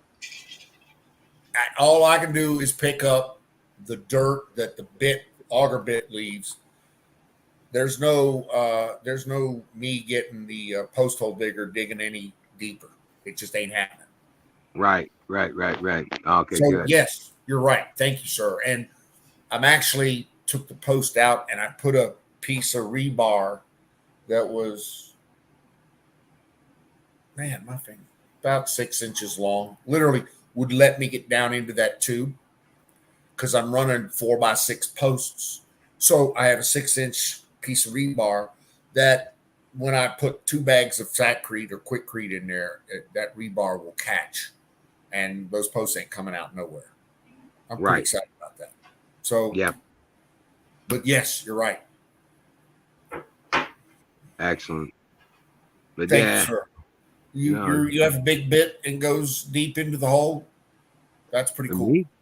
Yeah. Well, I've got a. I think it's a 12-inch auger. Goes on the back of my 50 in, and PTO drive. So it'll go down. I can get down about 40 inches into the ground if I wanted to. Oh, Yeah. So. Oh yeah. Oh, there it goes. But yeah, I'm trying to get everything 3 feet deep. Yeah. So if I get everything 3 feet deep, I get fucking 3 foot of wood in the ground with some concrete. I'll call that done. You know what? If it pulls that up, then I'm fucked. Right. More likely it'll break it off. That's what I'm thinking. Yeah. More likely it'll break it off. From doing landscaping, I've used augers, and I know about hitting those fucking rocks, and I've pulled up some huge rocks, man. Yeah. Yep. Well, I just got to the point to where I got all that shit cleared out from in front of the auger, so I could actually get the tractor in front of it to pull it out and set it with the rest of the implements of destruction. Because we've got a blade, we've got a brush hog, we've got got the auger, and one other thing over there too. Can't remember right at the moment, but we got some discs. Oh yeah, we got discs. So they're just turnover discs. Like harrowing discs. Yeah, they're mixers. Yeah. Yeah, my dad sold our discs, and I wish he wouldn't have. He just wanted them out of the way. He sold them for scrap value price. I'm like, are you serious? Those are perfectly good. It was 12 feet wide. They were nice. But I did this year discover buried in the back of one of our sheds an old plow. I gotta pull it out and see if we can run it on the farm all. Nice. Oh wow, multi-plow or just? I think it's a small one. It looks like it's got 3 blades on it, 3 or 4 blades. Oh okay, yeah. I figure with the size of your tractor, you at least 4. Yeah. Yeah, guys, he's got the biggest fucking. You'd have to. You need a ladder to climb up on the fucker. Kind of. Yeah, it's big. It's got a lot of levers on it too, so it could probably hook up a combine on the back of that bitch. No, you could put it's PTO. You could put anything on it, really. My neighbor was actually running it yesterday. I don't know what he was doing with it. Something back. Our field is tiled, and there's a section way in the back of the field where the tiles broke. I think he was going back there to fix it. So he bought the right type of pipe that he needed. He might have brought an attachment over and use it to fix, get that taken care of. Wow. You don't use them. Say again? No, go ahead, guys. But no, And this shit about Pelosi, the only thing she's over there to do is to secure her husband's investment in the fucking chip industry fucking coming out of Taiwan. That's all she's there to do, is just to manage the investment and make sure they understand, you know, that they're gonna watch him, they're gonna keep their eye on him and shit like that, because they own that fucking. He invested a bunch of money into that company over there. And cover for Hunter Biden.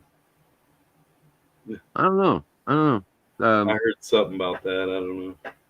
Well, and I'm sure they're all fucking, grabbing each other's asses and shit like that. Yeah. Fuck them. They're all a bunch of corrupt motherfuckers, and they ain't doing nobody's business but their own over there.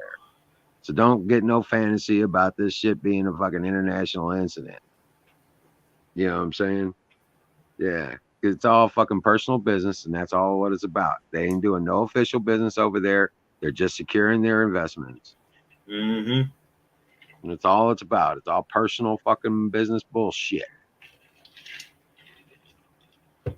Yeah. I've done dumb things, and I'll do dumb things again. Right. Right. Well, that's what I got to say about that. And now you know the rest of the story. Right. You got to see the bigger picture on this shit. You just can't look at what the rhetoric is, man. Don't get caught up in that bullshit. Right. Yeah.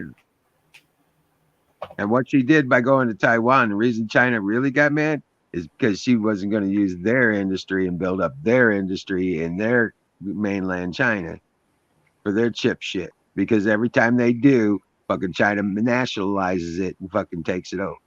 Yep. I was involved with a business venture over there called China Wireless. Well, guess what?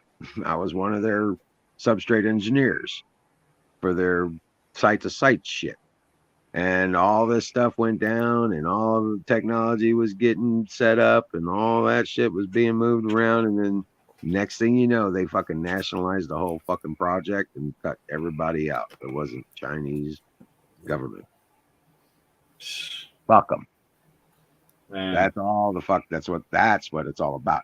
It ain't about this fucking bullshit pride, fucking Chinese territory bullshit. It's all about they didn't get the money. And they're not going to get the money because Taiwan's getting the money. And Singapore's getting the money. And Philippines are getting the money. Mm. That's the fucking story here. That's dumb shit. Yeah. Obviously. Yeah. Doesn't surprise me. I mean, you just got to use your head. Think about the big game. Yeah. That's what's up. So that's why China's upset.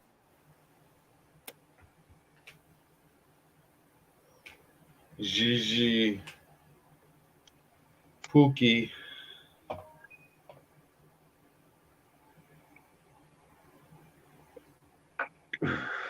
But anyway, fire in the motherfucking bowl. Hell yeah. So. And the other thing is, I think Taiwan does do a lot of the chip manufacturing for our drone stuff, is what I was talking about. Yeah. Taiwan does a shit ton of the bulk of chip manufacturing. Yes. Correct. Taiwan's sector is the largest chip manufacturer in the world. What, 87% of all chip manufacturing comes out of Taiwan? They got the forge foundry for that shit. As far as world chip manufacturing, that doesn't sound like a surprising number, but right. I know there's a lot of people that don't want that number to be accurate anymore. Right. So that's why they just passed the CHIPS bill. That's why they're giving basically the CHIPS a lot of money to open up fab facilities here in the United States and in Europe. They're trying to, and that's been a big fucking pissing contest recently, where basically Intel says, well, we'll go to Europe if you don't give us 30%. And we're like, well, fuck you, but we're going to give you the 30%. Yeah, Intel supposed to be building one of the world's largest chip plants here in Ohio. In Ohio, exactly. And my latest knowledge, it's not going forward. It's all tied up in Well, courts it's going to be delayed if the CHIPS Act is not signed. They Gotcha. stuck a The 400. CEO came out and said that. He says he will delay the start of the Ohio and any of our new U.S. fab facilities. He'll delay that by 18 to 24 months just because we're not going to give them $30 billion. And that fucking level of extortion right there just chaps my sack, if you know what I Yeah. mean. But you know what? The Dems put a $400 and something billion discretionary spending thing on that fucking bill. Well, that's, yeah, no, it's fuck, no. It's a different bill, but they're spending the money. You're right. And oh god, don't even get me started. Don't. I know. See, why do you do that? Why? Well, fuck, man. I got all this info. I figured I'd, throw it out there. We are hypnotizing you now, Don. Well, I'm just saying. I look at the bigger picture of this shit, and I just look at actions instead of words. Yeah. I know, big picture. I know, spending money. Yeah, I know. So Like drunken fucking sailors. Like fucking Democrats spending money like Republicans. Well, they're trying to crash the Fed. Worse. No, that's what they want to do. They want to have a trigger point that if they don't win the election, they could crash the Fed if they wanted to. That's what I think. That's one of their goals. If they don't win the elections come November, they're going to crash the Fed. All right, I'm gonna change the subject. All right. Yes. Now that's just theory. So yeah. Okay. Sorry. All right. New subject. Wiz, what is your plans for inverters and more specifically, grow watt or larger solar inverters in your system? What is your planning? You got any thoughts and ideas on that? I want to get the 5K version US instead of having to deal with that fucking transformer. I actually want to try and put the money together and get the 5K US grow watt solar. That's what I want. And those are stackable, just like the ENs, just like the EUs, but the US's will be stackable with, and you won't have to use that transformer combiner. So they're a couple $100 more because they're newer on the market. There's not a million of them already contracted out, kind of thing, But in the scheme of things, that's what I'm kind of after. Seem to be the most affordable possible option out there at the moment, and I don't want to have to deal with the Euro shit.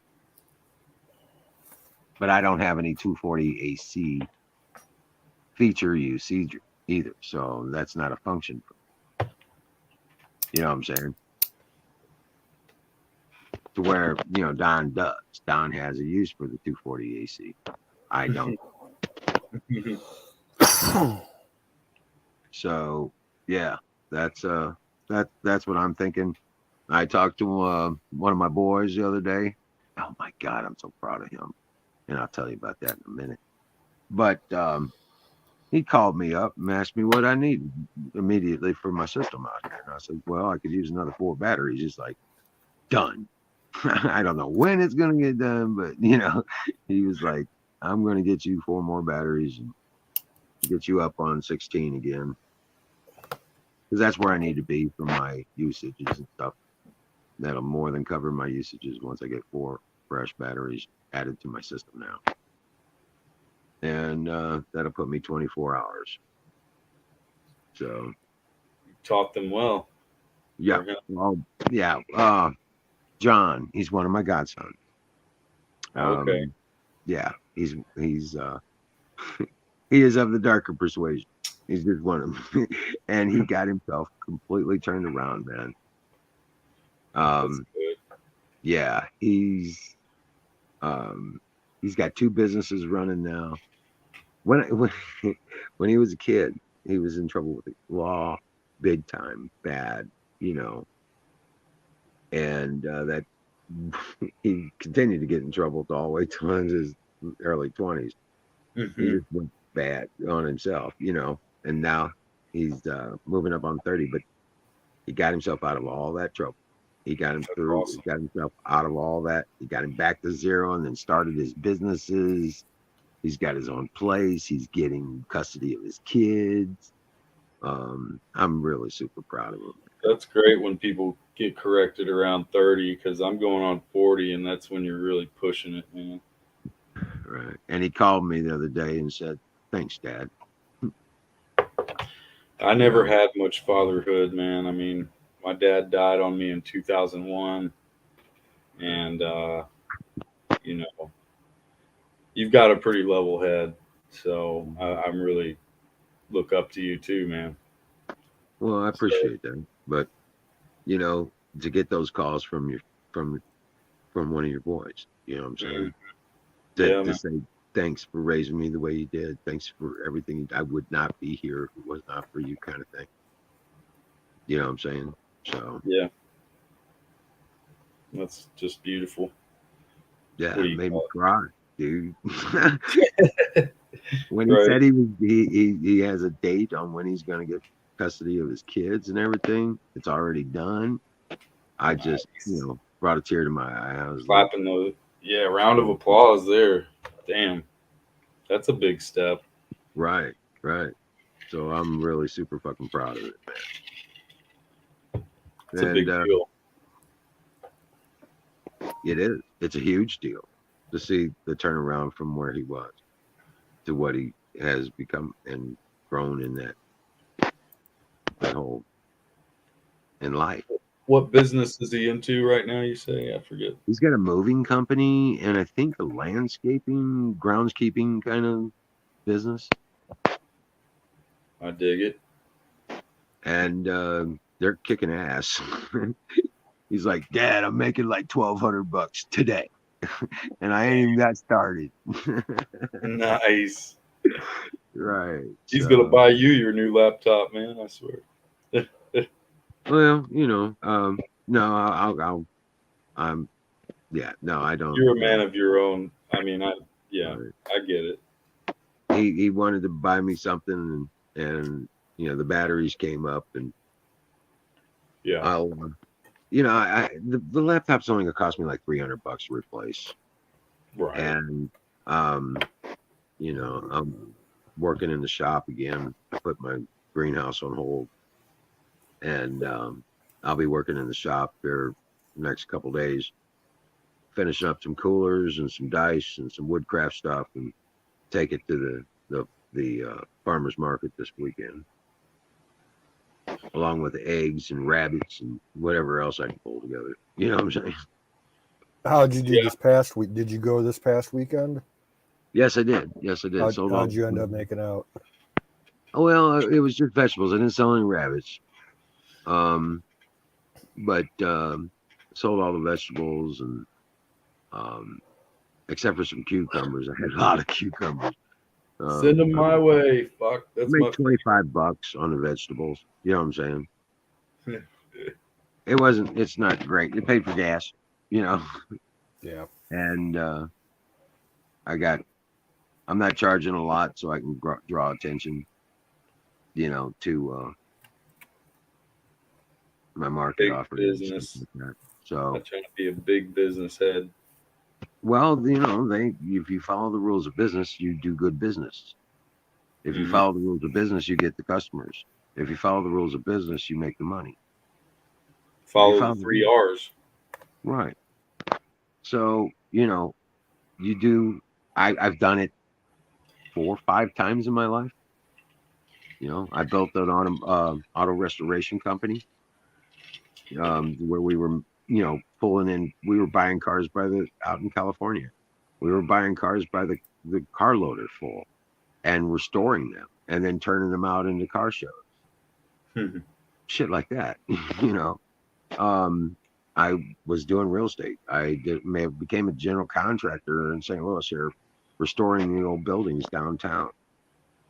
Did okay with that, you know. But then, you know, I've also had my own computer service company.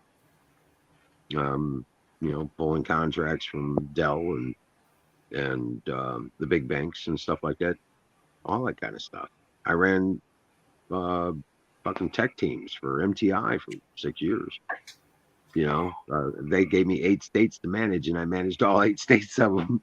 Turned that whole region into the #1 region in the country for their company, and it was the worst in the country when I took it over. Yeah. So, you know, I know how to do. I know how to make business successful. You follow the rules, you do it. So that's probably the hardest thing for people to figure out. What are the fucking rules? You know what I'm saying? When you have a customer centric business, there's just a few rules you got to follow, and if you follow those rules, it works. And it takes time, you know. But once you get it established, it's yours to grow because you have the customer base now. And you got to put your foot in. Yeah, you got to be the face of it. You got to put your ass out there, and you got to draw it in. You have to do the work. Later on, when you got it, you know, going, you can have somebody else go sit in your place and be working with something else. You know what I'm saying? But that's replication later on once you have the patterns established. I've done it with the Cyberfest Gaming Club. I ran that. Yeah. Nobody had ever put together a network gaming event before 1999. Not in the Midwest. The only places they ever did it was some of the colleges, and they were doing it as a computer science project and stuff like that. That's not similar to like GameCon, or what do they call it? Yeah. Okay. There was a network gaming competition. You know, Counter Strikes and all that stuff was really big on it. Doom and all these games, man. I damn near had it set up with X Games to be a part of X Games. Huh. Wow. And this was back in 2002. And yeah, shit. It got pretty big. That's the part that surprises me about your abilities, or not abilities, but what you're into, is that you're actually into video games. Like, you just don't rub me as somebody who would even pick up a controller. You know what I mean? Like, right. Well, you know, I did it back before it was cool. Right. And made it cool. Well, they've softened it up so much too. It's just, yeah, it's all ridiculous. It's all ridiculous now. But yeah, I mean, just running it.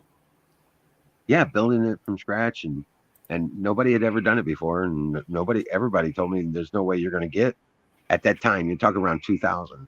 Computers were $3,000 and $4,000 for simple ones. You know what I'm saying?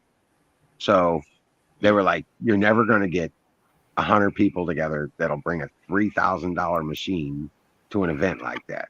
I was like, you sure about that? Let's find out. Watch that.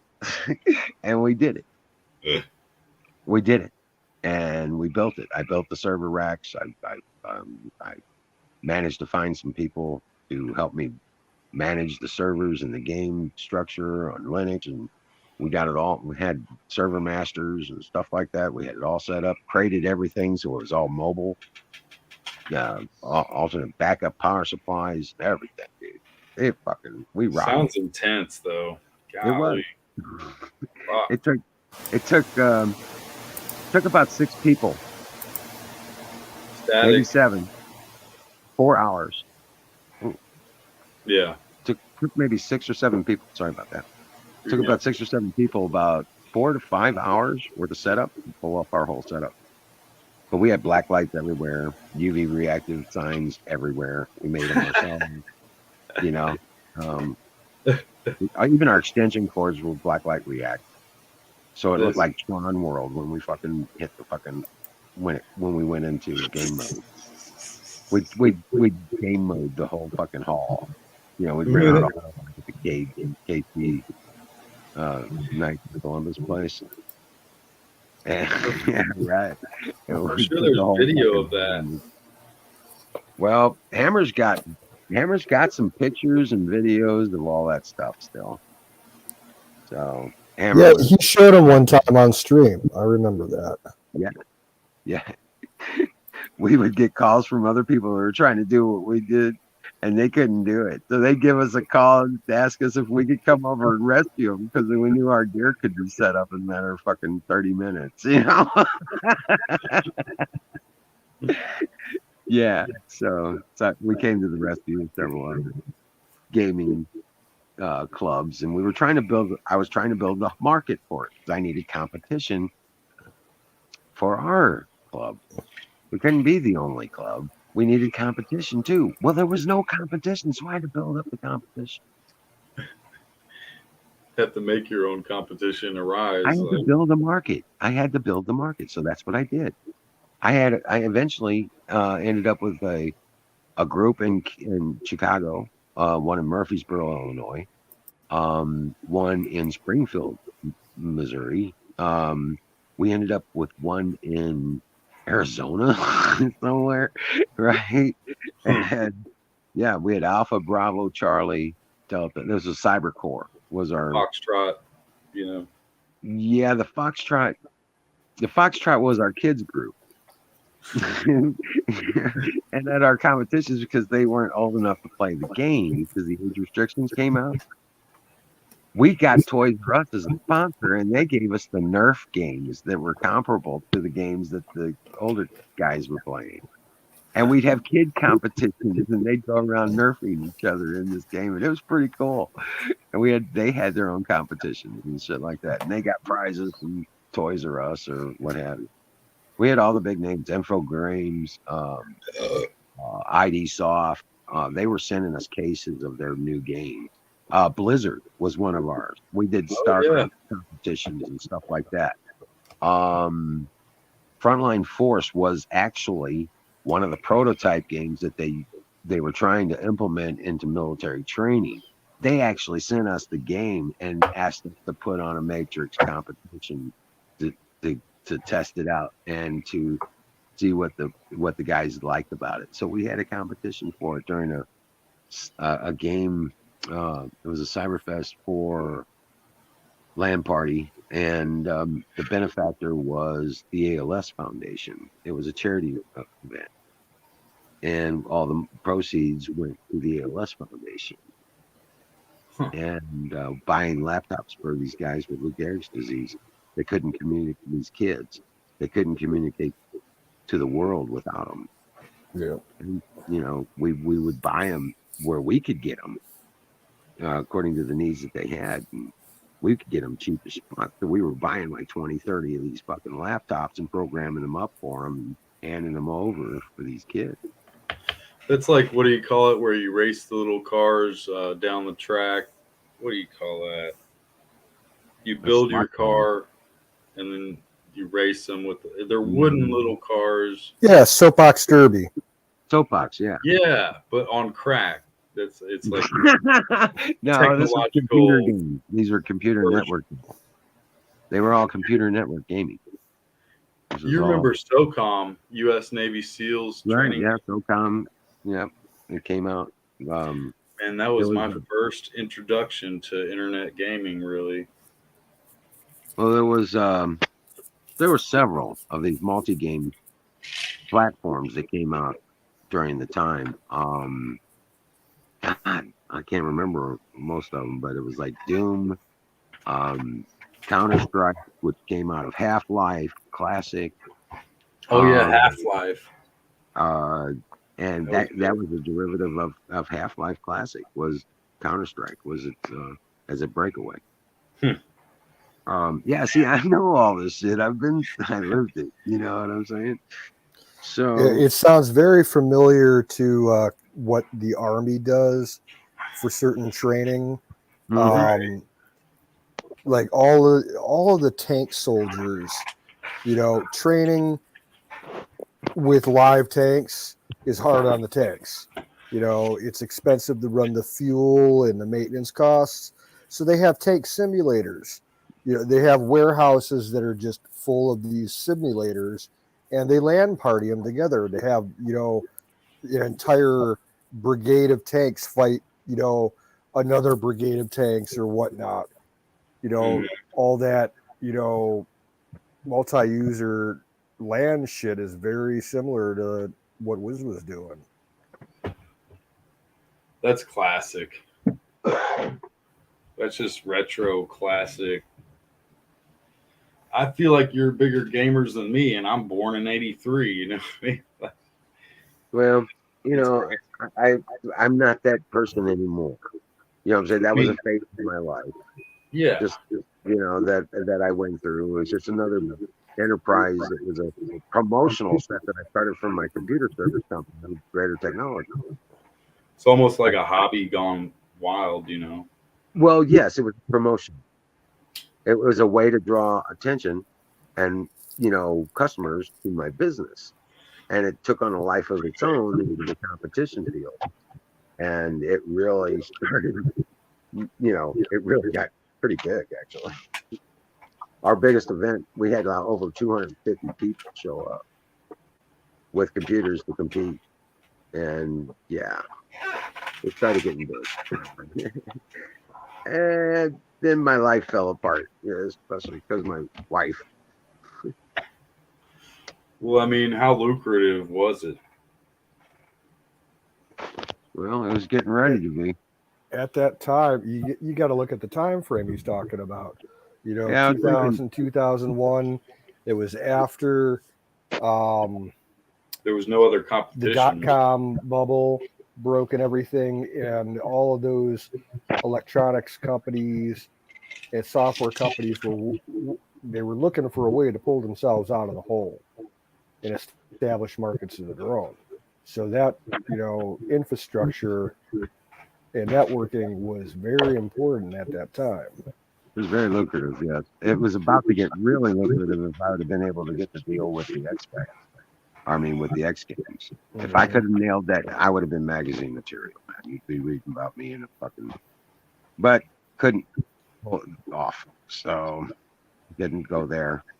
And who wants all that limelight anyway? I mean, at some point. Well, when you're building that kind of, that was all brand new tech. That was all brand new intro to the market. If I could have pulled it off to might have been worth the limelight. If I could have gotten it that far, it would have been huge.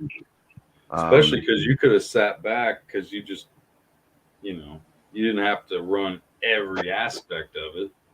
Correct. And I couldn't run it and my business and without, because I was making, like, at the time I was clearing probably $100K a year, and that was a lot of money then. You know what I'm saying? Yeah. But I just couldn't get the investment. I couldn't get the loans from the bank. Yeah, it all went fuckered up. Then my wife decided she didn't want to be a mother anymore, and I became a single father. So I was like, yeah, I got to make some life choices here. I couldn't spend time on it anymore, and couldn't get the funding for it. Probably made you want to barf in a way. Yeah, it does. It does. It sucks when businesses don't perform as you hope, but you know what? I had a badass time, and I changed the fucking world a couple of times. You know what I'm saying? Throughout my life, for a lot of people, offset the gaming scheme of things. Right. And that's okay. I don't have to have all the, I've had my 5 minutes of fame. We were doing radio talk shows and shit like that. I think we even did an interview with St. Louis Morning thing. It was a Sunday morning thing that nobody watched, but it was about St. Louis, and we got on it. And they did an interview, me and my buddy, with that, and Yeah, we did radio talk shows on drive time with the local rock stations and stuff like that. So Um, some guy, did he ever play video games?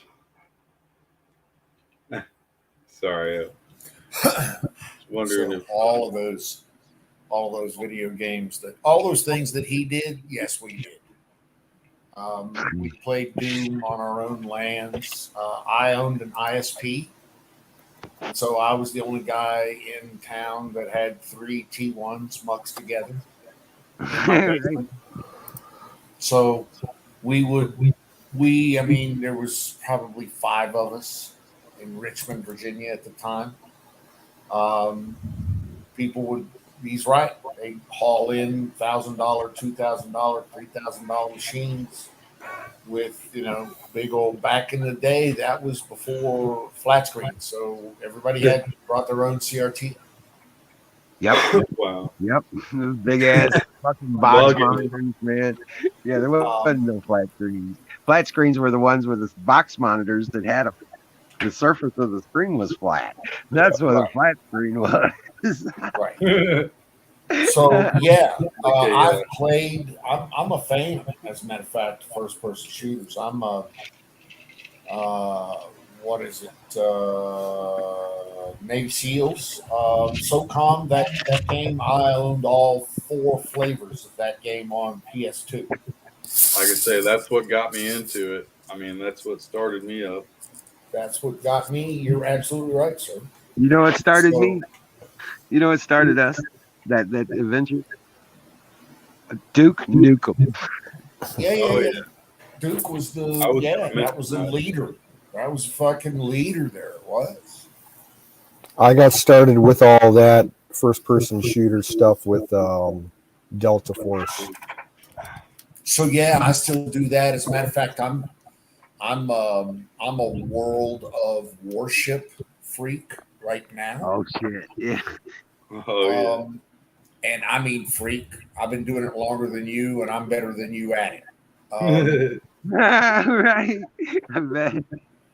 um, and that said, I'm actually thinking about something new. I'm either thinking about like a command modern operations, which is more of a simulation than a but there's also a what is it, DCS? There's a game out there that's more flight operational oriented. Whereas DCS. yeah, Oh, DCS. dude, get this. I just heard about that last night.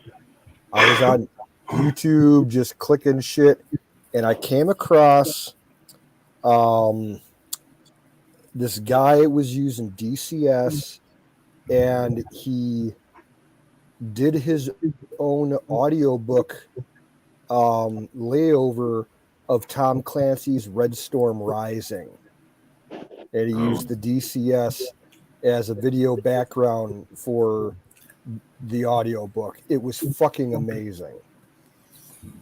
That would be awesome. Yes. like Rainbow Six.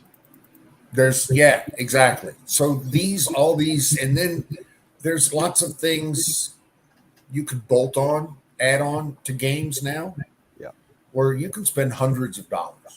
The thing that I'm looking at pulling the trigger on right now is Mods. a Command Modern Operations, which is $79, and then TAC View Advanced, which allows me to tactically view in high res all of the weapons and all of the guidance and all the rest of the shit. Kind of like DCS, but also do the ships, the tanks, the everything that's not the flight.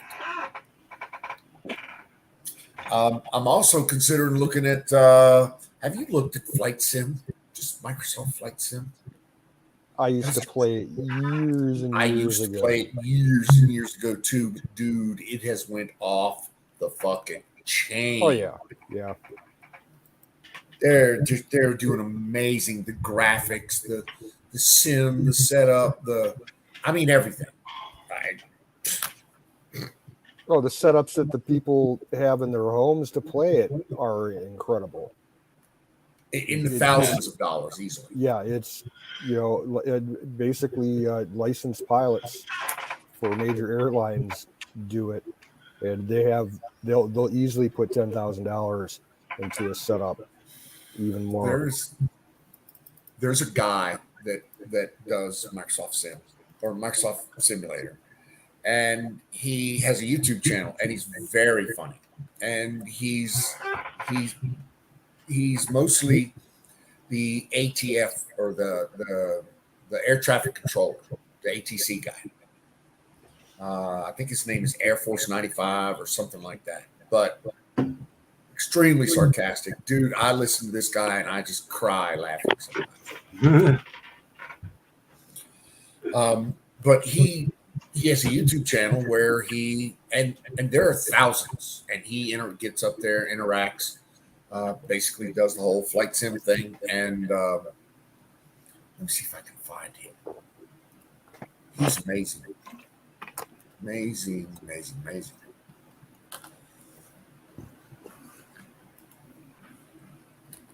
Yeah, you hear some funny shit on live ATC, because sometimes you can find it on scanner apps and shit like that.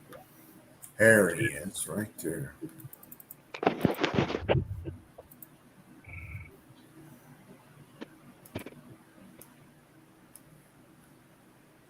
In fact, there's a guy on YouTube that's had this video up for going back to probably 2005. And what it is, it's a complete play-by-play recording of all the ATC traffic, full ATC online in Boston right now. That's ground, and tower, military approach, and ATC center. traffic Filed. Go ahead and from clearance here in a second, 9/11. and we'll get this flight on the way. So thank you for watching the video. Hope you enjoy.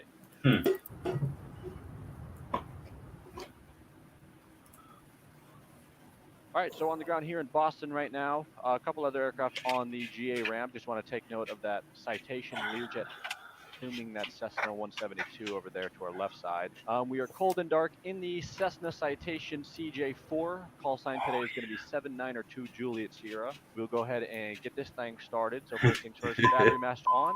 I'll turn the on as well. We're going to go ahead and call up for clearance here on 121.9, but real quick, I will file our flight plan first.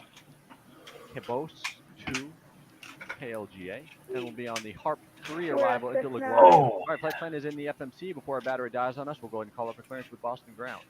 Boston Ground, good afternoon. Citation 792 Juliet Sierra, IFR to LaGuardia with November. Right, citation 792 Juliet Sierra, for information, 87 West Oscar is current. We are clear to LaGuardia Airport Way, pad 5 departure, climb via Cessna Fault. Departure frequency 133.0 and squawk 1304. Juliet Sierra, clear to LaGuardia, Pat 5 departure, climb via SID. Departure 133.0, squawk 1304. I'm amazed at the fucking authenticity. I know, right? Yeah. These guys are just normal people. These are not. I mean, I guess some of them could be pilots and. We'll wait for N2 to reach 20%, and then we will. I think it's really cool. My friend who is a pilot, he's into this type of stuff. I could sit and watch this for fucking hours. And these guys are kind of sarcastic, so you. Fast service today. They just loaded up with 80% fuel, and we are good. And I just unlocked an achievement by doing that. All right, engine number 2 up and running. We'll continue with the left engine, and N2 at 20%. Well, guys, my phone's about to die, so I hear you. Left and right engines are up and running. I'm out of solar for the day because it's been overcast, and my charger is not charging it no more. So I gotta drop out, man. But I'll stay and watch for a little bit. But yeah, I'll sure keep it it won't be on much longer. Good to see you guys, man. God bless you. Yeah, you Doing too. well, Patriots. Absolutely. Rock on, brother. Yo, brother, have a good night. Salute back. I'm saluting back to you. God bless you. See you tomorrow night. Take care, man. Peace out. We'll be around. on the side of town. What game? That was the flight simulation or something. Yeah, Microsoft Flight Simulator. That's When the I older. used to play that was around 97, 98. Mhm. So it was nothing like it is nowadays. I still Right. have the original Flight Sim CD that I bought. I might still have that original shit boxed up somewhere and laying around. I'd have to go dig deep It's in the 20 years barns. old. Yeah. It's 20 years old. Wow. And I But do know I still have some DOS games for like running on a 386 Pentium. Because my dad never threw any of that shit away. I got so yeah, did Don I got play the these original games? Yeah, Doom Don discs played and these shit. games. Yeah. Never got rid of them. Did you, Never Connor? got rid of them. Still play them. Still spending money on them. I'm looking, like I said, I'm looking to drop probably $1.50 on Command Modern Operations and the TAC Pack. So Hell yeah. okay, Now, cool. is that just playing the original game, or are you modding? No, I'm nowhere near that. It would yeah, that would be the original game and any kind of um, additional sim packages that they have because the game comes with maybe one sim package, some basic armament, but then you got to go out and buy your sim packages. Like I'll need to buy aircraft, for instance.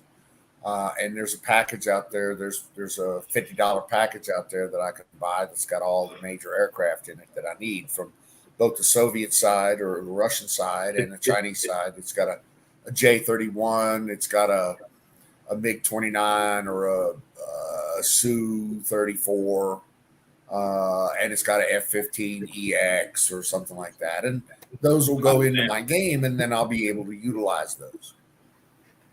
Hot Does that make damn. sense? From what year? What year? Is that game? It's now. It's now. Oh, It okay. utilizes extremely modern, and that's why I'm drawn to it. It utilizes extremely modern databases, not only uh, from multiple sources, but also like the source, like Jane's equipment, Jane's weapon systems, I love all the James. world's weapon systems. Excuse me. I love James. I love James Jane's. is I've amazing. always loved Jane's. Jane's is my thing. But so, I mean, it's complex. It's extremely complex. It is. Yeah. But it would be just I everything that I've looked at on it. You can run simulations that'll run weeks On what type of computer? on. Well, I have a pretty nice laptop, Asus. It's an Asus gaming laptop. Yeah. And I got some pretty fast interfaces on it, so it does my games okay. I'm not Mister Gotta have 240 frames with this size and this that. Nah, I'm not that. If it's clear enough for me to be able to play the game sufficiently, then I'm happy. That's all I need. Yeah. I'm not Mr. Frame Rate. I do have a T1070 in here, an Which is NVIDIA not T, bad.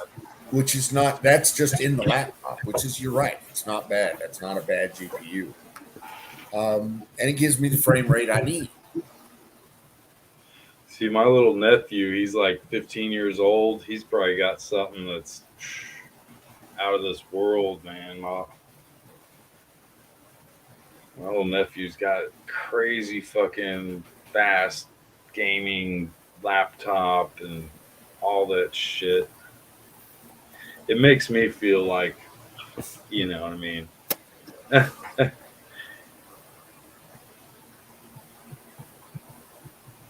These kids, man, they need too much. They want too much. It's more than they need. I mean, they shouldn't have to have that till they're at least 18 or 20, but they need it when they're 10 or 15.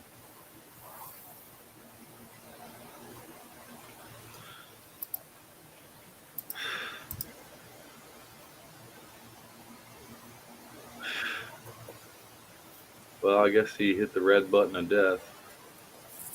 Or Yeah, it maybe, looked like he was checking something out. okay, yeah. We'll give him a few minutes. Oh, roller coaster building sim. Yeah, I mean, it was that came out around 95, 96, something like that. I think I And heard of it was fun. You could build all kinds of crazy tracks and everything, and then you would run a computer simulation based off of your blueprints to see if it actually ran, and you could adjust it to make sure that the physics of it, like the cars wouldn't fly off the track, or the tracks actually met segment by segment, without any like vertical or horizontal differences. The tolerances were real tight. And then once you got a working coaster, like the sim switched over to like a regular game, and you just rode your coasters. it. It was fun. Dude, yeah. I had a buddy that was so into roller coasters. We were actually talking about building like our own roller coaster theme park. I mean, that shit's cool, man. I love going out and getting on some rides, but Yeah, I can't do it anymore. it gets hard when you get older, man. Yeah, I mean, it's like fuck. Well, for me, it's kind of like vertigo. Right. Like I haven't been on a roller coaster it's been over 20 years. But like 6 or 7 years ago, I went on a Ferris wheel, and I I got dizzy and wasn't feeling very good. Nah. And I know for a fact that I'll never get on a coaster again because of my back. My Yeah. back would I'd have to get carried out. Mm, mm. And all that shit, amusement parks and stuff like that. Unless you get like the season package for Six Flags, like Wiz does, like it's just too fucking expensive. Yeah, it really is. Like if you want to go out for the whole day and eat and drink there and everything, it's so freaking expensive. The last time that I was at an amusement park was in '98. It was Cedar Point up in Ohio, our big park, and at the time we had the most roller coasters of any park in the world, with like the tallest coaster in the world and some like really crazy ahead of their time metal coasters. And back then, back in '98, they were charging $5 for a bottle of water. Even then, huh? Yeah, it was just ridiculous. Like you'd have to pay like $15 to park, and then your ticket to get into the park. And if you wanted to, you couldn't bring your own food into the park other than like one drink. Like you would have to. When we went a lot of times as kids, we would take the van up there and bring our own food with a Coleman grill, and we would have a cookout in the parking lot. They would allow that, but Yeah. to actually eat in the park at the restaurants and the vendors, it was ridiculous. Yeah, nobody actually brings their food anymore anyway. Yeah, Like, they I can't imagine what the food and drink prices are nowadays. It's got to be insane.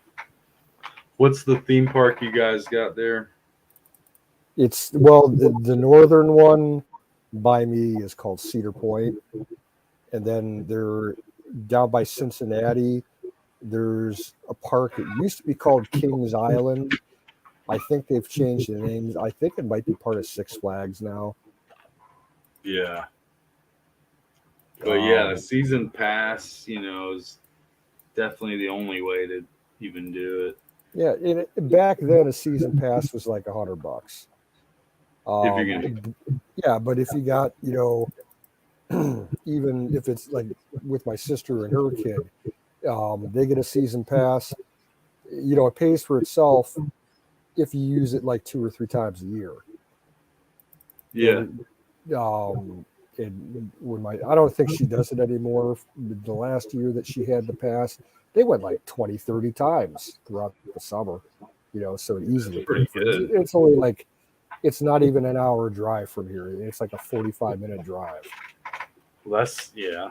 I think Dollywood is like 2 hours and 45 minutes at least from here. Yeah. We used to have the Opryland, which turned into a mall. That was only 30 Yeah, minutes away. I've been past Dollywood. You can't really see nothing from it from the road. Right. When you're heading in, that's Pigeon Forge. Hmm. And it's fun, but it's not like an ultimate theme park ride park type of thing. Yeah. And it's family friendly because it's all Dolly and her. But we got Georgia has that one you just said. Six Flags is either in Atlanta or you can go up north to the other one, Kentucky Kingdom. I've never been to either one of them. I would love to. I went to Busch Gardens in Williamsburg in Virginia Oh yeah. once. That was a cool park. They had this one roller coaster. It was sick as hell. It was called the Anaconda, Hmm. and the way that they had the track designed, um, they had a loop in the track that looped into itself. So you had the first loop, and then the second loop that went into the first loop. It was like a pretzel knot, and they would run 2 to 3 trains at a time. And I think like 1 out of 10 rides that you were on, you would get 2 trains going through the loops at the same time, passing just feet apart from each other. That was cool. Huh. Yeah, that's a trip. And with all the lockdown, it's hard to enjoy all that shit as much. Yeah, I But ain't walking around in a fucking amusement park wearing a mask. Fuck that. no, no, no. I went there and we were going to the what's it called, the 3D movie thing, and people trying to enforce it. I was like, no, no, no. Could have put a mask over my face just to go in here and watch this movie. Well, that was one of the cool things about Cedar Point by me was back in the day, it's no longer there. They tore it down for space to put something else in. But that park had one of the world's first IMAX theaters. Right, that's what I was trying to say. It was IMAX. um it ran from like 1986 to like maybe the early 2000s. And I remember going there, and one of the first big IMAX movies was all about space. It was like a documentary about space, and they had a whole launch sequence shot in IMAX of the space shuttle launch. That's Oh pretty my cool. god, it was so freaking amazing. Do they have 3D glasses or something they did? No, this was way before 3D pictures came out. It was just IMAX, shot in a super wide format. Yeah. I don't even know about that. That's crazy. Well, now they have 3D IMAX theaters at places across the country, and I've never been to one, but they're supposed to be crazy. You've never done the 3D IMAX? I've only been the only 3D movie I saw was on a regular screen, and that was Avatar when that came out. Me and my dad went and saw it. I wasn't impressed. Well, that's Avatar though. I mean, I went and we saw this one like turtle movie, and I don't know what it was called, but they were like, I don't know how to compare it to anything, but it was definitely a trip. And I mean, I just think Avatar is a sissy ass movie anyway, but Yeah, yeah, my dad's like, "Well, I'd like to see a 3D movie." I'm like, "Okay, I'm not doing it." I was just sitting at home getting drunk, listening to heavy metal. Like, yeah, I'll go. Yeah, he's like, "Yeah, I'll buy a ticket." I'm like, "Okay, fine, we'll go." And yeah, I mean, we were just using the cheap disposable 3D glasses that they gave you at the ticket booth.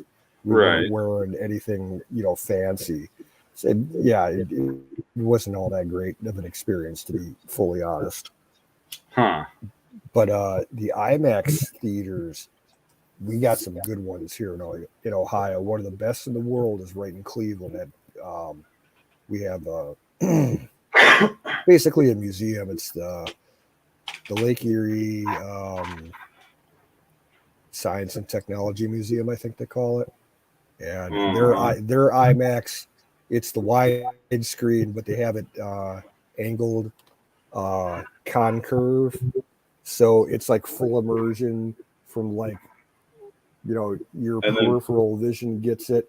It's like this. You're very close to the screen, and it curves above you and goes below your feet and around the sides towards the back. It's like full immersion, and that's an awesome theater. plus they make it 3D where you wear the glasses with that or They no? might now, but just the plain IMAX.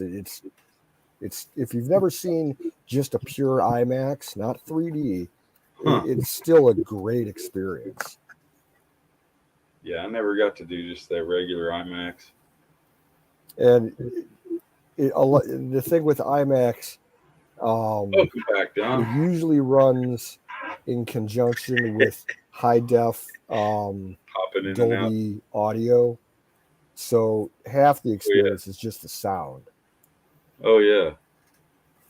We had the Hollywood 27 movie theater, which wasn't 3D, but that was like the biggest movie theater in the whole Southeast. I think it opened up in like 98 or 2000, somewhere around there. And that was like big deal, man. Stadium seating, and I don't know. See, this is what happens when I get up here.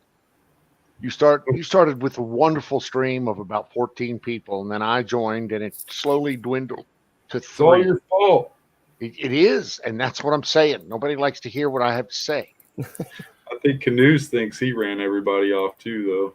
Well, no, it's just they didn't stream out right when you came in, Don. You were here for like an hour before people started leaving. I think we come on late anyway. One person in chat will say, "Oh, I'm tired. I got things to do. I'm going to bed," and you got 5 or 6 other people that echo it. Right. And then you get a couple people that are still showing live, but they're just passed out asleep with their stream running. They're just lurking. Trust me. Yep. How do you keep on popping in and out? Like, maybe that was your video feed, guy. How do you mean? It was like your body went in and out. Like this. Yeah. Well, it's just me moving in and out of the picture. So The I green don't have a screen. green screen But behind yeah. me tonight. And that's why we have push pins for all of your push pin problems. Push pins. So I'm going to use push pins tonight or one of these nights to eventually put my green screen back up because it fell. And so no. that way I won't be able to do this, right? I think it's trippy though. Speaking of hopping in and out, let me grab one more drink out of here. A little sip of wine. This stream brought to you by Sausage Gravy Biscuit Pushpins.com. For You all ever- your push pin needs. You ever been So to yeah, a that's what's happening. I'm doing a background on the thing, and I got no green screen, and I got, shit hanging off of my beard, and it just, it's fucking cats living with dogs, yeah. anarchy. Fucking anarchy. How many animals you got? Cats, dogs, fucking. One. I'm down to one. I just lost an animal. No shit. I lost a puppy dog. I lost a Terror Bear last Thursday. Why? What happened? 10 years. Heart disease is the best we can figure, Oh wow. which is What was sad. her name? Terror Bear. Terra. Care Bear. Terre. What kind Excuse of me. dog or? She was a pit mix. It's a big old Yeah. girl. I loved her to death. Broke my heart in two. Really. You've never showed us any of your pets, like Hawk or whoever. Well, it hasn't been for me lack of trying. No, when some of your adventure dude videos. I think your Some of dogs my were on 'em. streams, my videos have I'll be right back. I'm gonna grab that. Terror Bear. Yes. That's a cool name. At first, I heard Care Bear, and I'm like, that's kind of cool. But Terror Bear, that's awesome. Well, actually, her name was.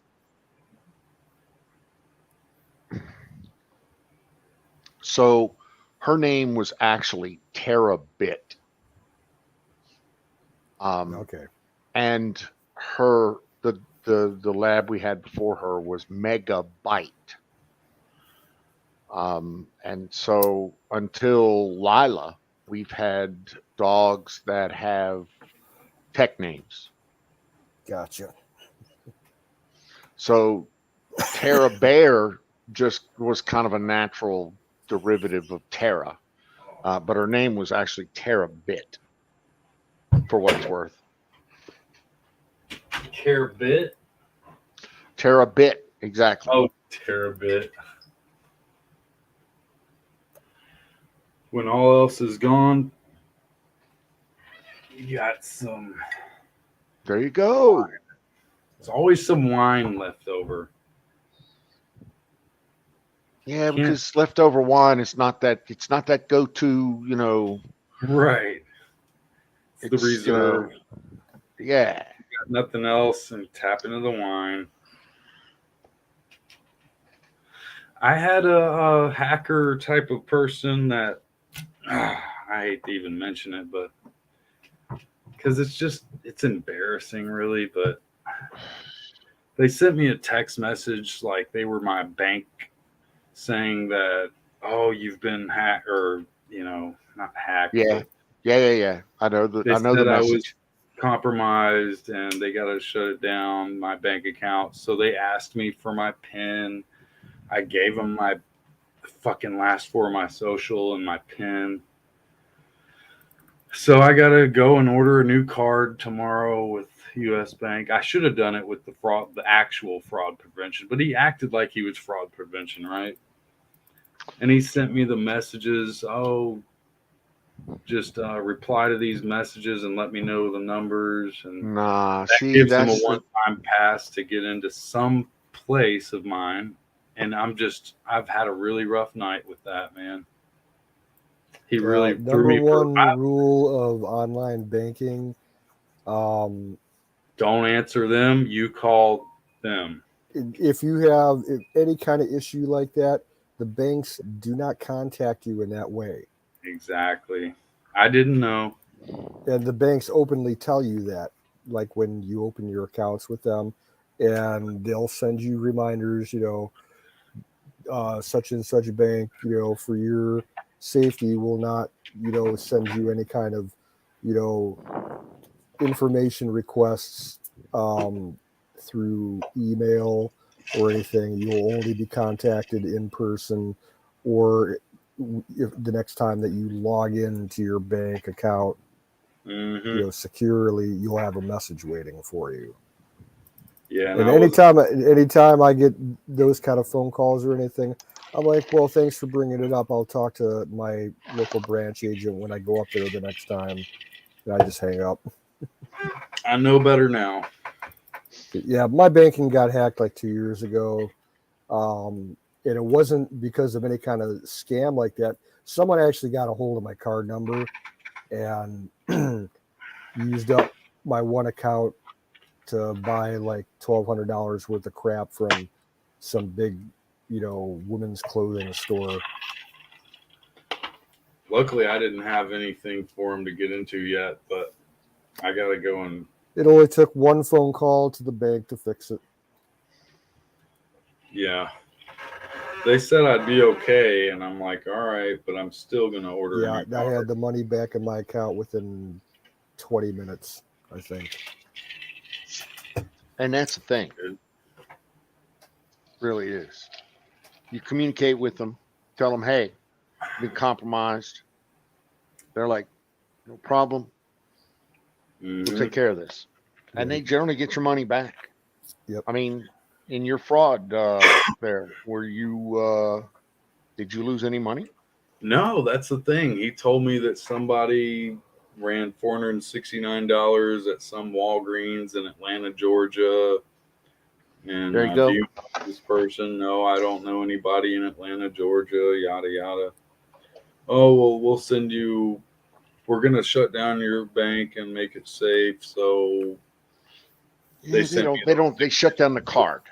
Okay. They're trying to, and they do a good job at that. The banks do a really good, I get frustrated at it sometimes. I really do. But they didn't shut down the card. And then when I called my actual bank, they said that nothing was compromised yet. Right. But so now you're compromised.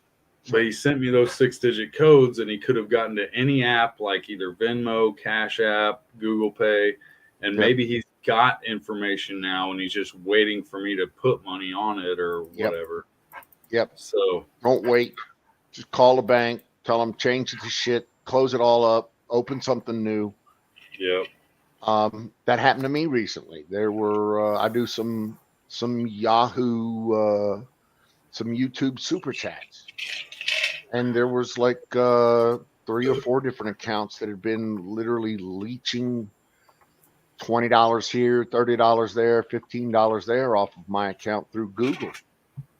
And I had the bank go through, find them, and I ended up getting all that money back. It's 400 and some change.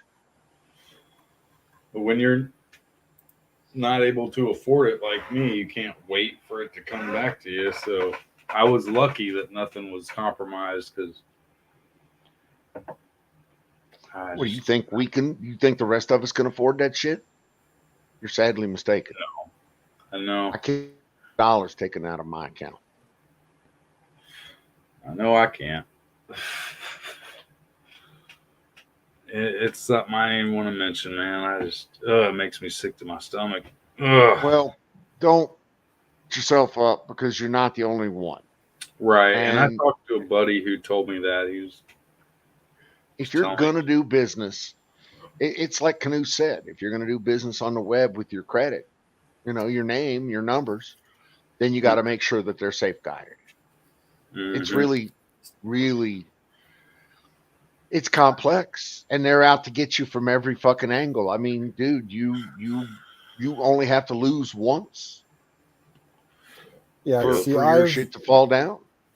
For as long as I've been using online banking, I don't have credit cards. I've never had a credit card in my entire life. I only use debit cards. And I have 2 accounts, because the debit card's issued through my bank. It can be used as an ATM card if you want to. but it has a wholly separate PIN number from everything else that's done online. Mm. And I have a savings account and I have a checking account. And I only use the checking account for anything that I buy online. And I never keep more than $1,000 in there. So that if I do get hit and the bank can't fix it, I'm only out $1,000 instead of, the $10,000 or $12,000 that I got in the savings account. Don't put your eggs all in one basket. Oh, exactly. I'm with him. I keep my larger figures in various investment houses. Yep. Fidelity, TD Ameritrade, Vanguard, Chase, those types of places. Just in case one has a shit fit, the other three aren't. And you I've can have found recently the same thing kind of applies to banking. The more there's a rule of thumb, the more accounts you have, the more you're not dependent on one particular bank. For instance, USAA, I recently left USAA, had all my insurance there, had some investments, got a car loan there, had credit cards there, ATM cards, everything. And getting out of that was Yeah, it was a without a nightmare. doubt the best thing that ever happened to me, but it was a complex bitch. Yeah, man. So, I have to find a new bank and then I have to find another. And it's good. I broke out of USAA and got my Geico thing and I saved some money. I saved a couple of $100 a year. Worth it, but still work. Lots of work. Learning the hard way sometimes still at least pushes you in the better way. It does. It does. Learning the hard way pushes you to the better way. It really does. And so, you know what? I'm making sure that my shit is covered as far as getting all my bills paid, being able to move money between accounts, that kind of thing, that I've got enough accounts set up. Not only did I set up a Discover account, bank account, but I also set up a Navy Federal bank account. And I'll probably do another, yet even third bank account just to be able to move funds between all three. I'm thinking about leaving my one bank, U.S. bank. I don't know how many times I've been compromised, but it's getting like, 3-4 times this year I've had to change or issue a new card for something. I mean, they're real safe and they're big time, yada yada, U.S. bank, but. Well, how safe are they now? Exactly. They're not safe enough for me, dude. I actually Chase Bank. I've thought about getting with Chase Bank. I don't know. I hate Chase. God, I hate Chase. Worst So customer maybe I should service. go Chase. Absolute worst customer service. Highest cost. Highest Really lag time. Highest deficiencies. Longest lead time. It just, of all the ones that I've ever dealt with, they're like among the worst. My humble opinion. I'm totally glad you're. If you're looking for something, an institution to handle, just fund transfers between other accounts and stuff, you might want to look for a local credit union. Bingo. That will, I'll give you an example. We have a credit union here in our county that's a firefighters credit union, but it's open to the general public. You don't have to be a firefighter or a family member of a firefighter. Anybody can sign up for it. They just have different programs for the actual firefighters, but they have programs that you can join up and different You've accounts heard of what that you can get. Redstone? Probably Nope. not. They're a southeast thing, but they're Christian, really good. Like I financed my car, one of my other cars through them. Static credit union. So I'm with canoes. Yeah. Credit unions are top shelf. $5 gets you in the door. I've been a member of a credit union most of my There's adult life. Tennessee Credit Union. There's all sorts. I mean, I just joined Navy Federal. $5. but you have to be a veteran to do that. You I do mean, not, no sir. Nope. okay. Just like the one I was talking about, they have civilian programs. Yep. Huh. The only issue with credit unions is they're not FDIC insured. Meaning, That okay, FDIC insured means if you have a savings account or whatnot with a standard commercial bank, your local bank, right? and they get hacked, and the bank fails, your money isn't gone. The government insures your deposits at a bank. Credit unions, they're not protected like that. I see. But as long as you keep it secure and don't do what I did earlier, and Well, no, yada, the banks get hacked all the time. Their databases get hacked directly yeah, from an outside source, not relying on hacking the customers. but They just the find a bank way into the itself. systems, and they'll get a malware attack or something, and Right. hackers will steal the entire databases of the customers with all their personal information. You hear about it all the time. They You run know, it, but they run it straight to the gates of hell, man. I hope they fucking go to hell. Sorry, go ahead. I did not know the credit unions were not FDIC insured. Nope. Thank you for that. So it's a little bit up, and apparently credit unions are required not to get FDIC but NCUA insurance, and so it works almost exactly the same. National Credit Union has its own account insurance.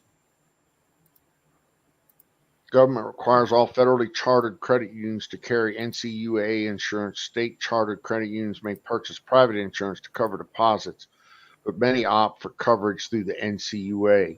NCUA insures up to $250K per depositor per institution per ownership category. Ownership category refers to account type, usually single or That'd joint. be good enough for a small fry like me who's not That's making a plenty lot. for me, yes, sir. Yeah. 250,000 per person, per institute, per ownership.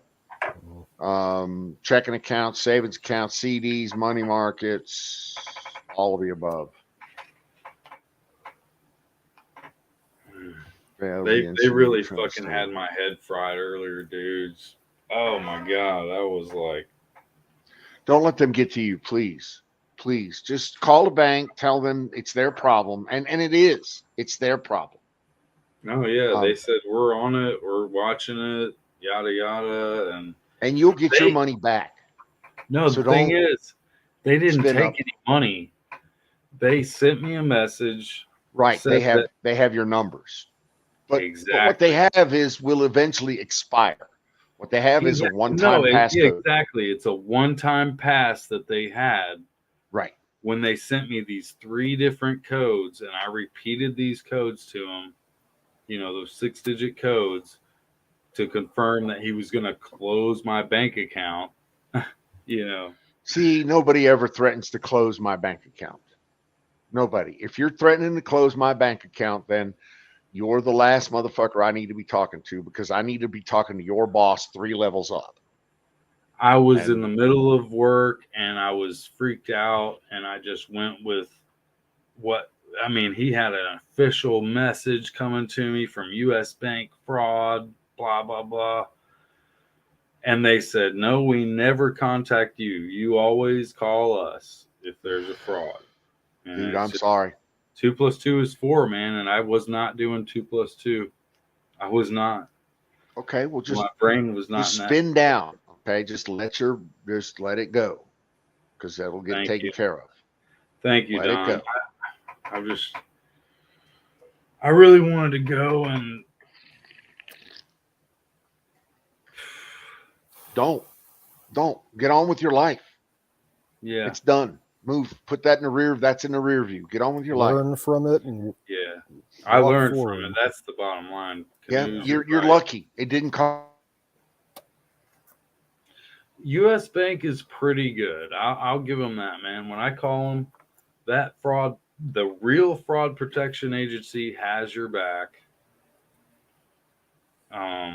He was like, "Do you want me to go ahead and issue you a new card, but you don't have to because they, with the 4 digits of my last, Social Security that I gave him plus my actual PIN that I gave him, uh, well, he could, like I say, with those 6 digit codes verifying, he had that one time shot to run me, but he can also see what's my Cash App, like my Cash App card. I've got to get a new one, close that motherfucker, and issue a new one.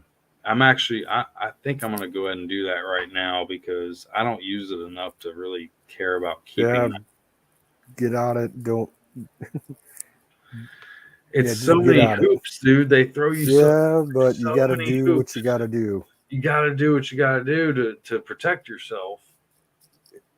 And get it done quickly before something else happens. Yeah, like right here. The thing is, you got to stay. You have to be. It's all buyer. This is all buyers got to be the knowledge. You got to have the knowledge, the skills. You got to be on top of your accounts.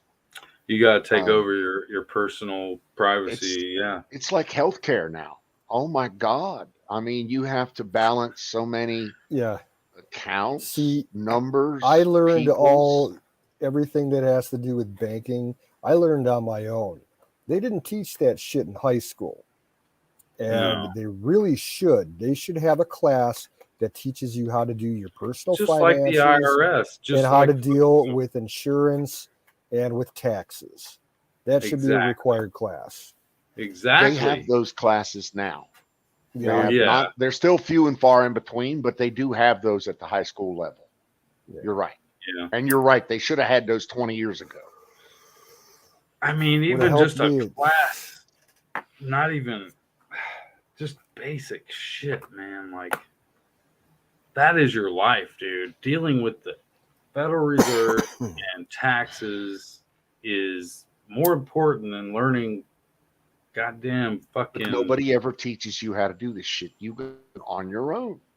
It's like canoes. I am saying I had to learn all that shit from my own. I mean, my father had good money skills, right? But he knew nothing about investing. He knew nothing about saving. He knew nothing about any of the advanced skills, right? He didn't teach me about fidelity. He didn't tell me that there was a Vanguard S&P 500 fund that you need to be in the rest of your life. He didn't say those kinds of things. I had to learn those on my own. I wish somebody. I'm doing everything I can do to beat it into my kids, my nieces, my get them while they're nieces. young, man. Get them investing while they're young, because dude, I've skipped out so many years. I could have had $75,000 saved up already. Yep. Through an investment. Hey, it's never too late to learn it, because I learned it all 4 years ago when my dad died, and I didn't have a bank at the time, because I was, for a long time, most of my life, I've been a cash only person, and I started using electronic banking just to have the debit card to buy shit online and everything. And that's all I really knew how to do until after, he passed away, and, his finances got tied up with me. And I went to local bank we got here called Huntington, and just a standard neighborhood commercial bank, a regional bank, and sat down and actually talked with. He wasn't the branch manager; he was like a financial advisor, and he sat me down and we talked for close to 3 hours about I told him everything I needed to learn about how to set up certain accounts to handle certain things due to an inheritance of property and taking care of a deceased person's accounts and everything. And he sat there and we chatted for 3 hours about it, and they're my bank now. The guy got me in with what I needed to set up there. So he's on my Christmas card list. But it's like the Ferengi have attacked me, Fucking Ferengi. The rules of acquisition. Well, I mean, the Ferengi practicing advanced business skills is not your checking account. And people need to understand the checking account part, and people don't. It's like you said, this shit doesn't now, because of the internet, because of smartphones, all of that knowledge is available at your fingertips. Colonel Shaw is in the house. Fingertips too. Colonel Shaw's in the house. How are you, Colonel? Colonel, welcome in. Welcome. Good morning. Salute, brother from another Good morning. Mother. Love that guy, man. I hope things are well there as far as weather, and I hope your vacation was good. That's like when I was a 20-year-old guy, that shit wasn't available. And of course, 20 years, I was 40 years ago. Yeah. So that was 1980. I had to go out and get all my own information, and the internet didn't exist then. So I had to learn who Fidelity was, who Vanguard was, and why I knew these people. So Fidelity is a good one. Oh, God. You know what? Fidelity makes it easy for you, but Fidelity is the biggest fucking social justice warrior group of goddamn liberals that I left them because they're too liberal. I heard you say this before. Oh, Jesus fucking Christ, they're liberal. Yeah. I have my pension with them, and I need to get that out of there. Yeah, they're easy to have. Listen, they do a lot of industrial, a lot of government, a lot of commercial 401k business. Fidelity does that, and they're kind of the leader in that, and so it's real easy for you to have a Fidelity account. But Jesus H Christ, they're fucking social justice warriors. I was trying to get an actual person on the phone with them is a chore. Yeah, that's another reason I left them. If I can't get somebody on the phone, I tell you what I do like is Discover. Discover's been real good about being able to get somebody that knows what the fuck's going on the phone. My mother's been using Discover since Discover came out, and she says the same thing. Yeah, so there you go. Customer service, yeah. Good customer is what I'm getting from customer, and that's important to me because I'm old. Right. Well, you ain't got to be old. Not like I'm agreeing with you, but no. You look like you're like 26. Good customer service.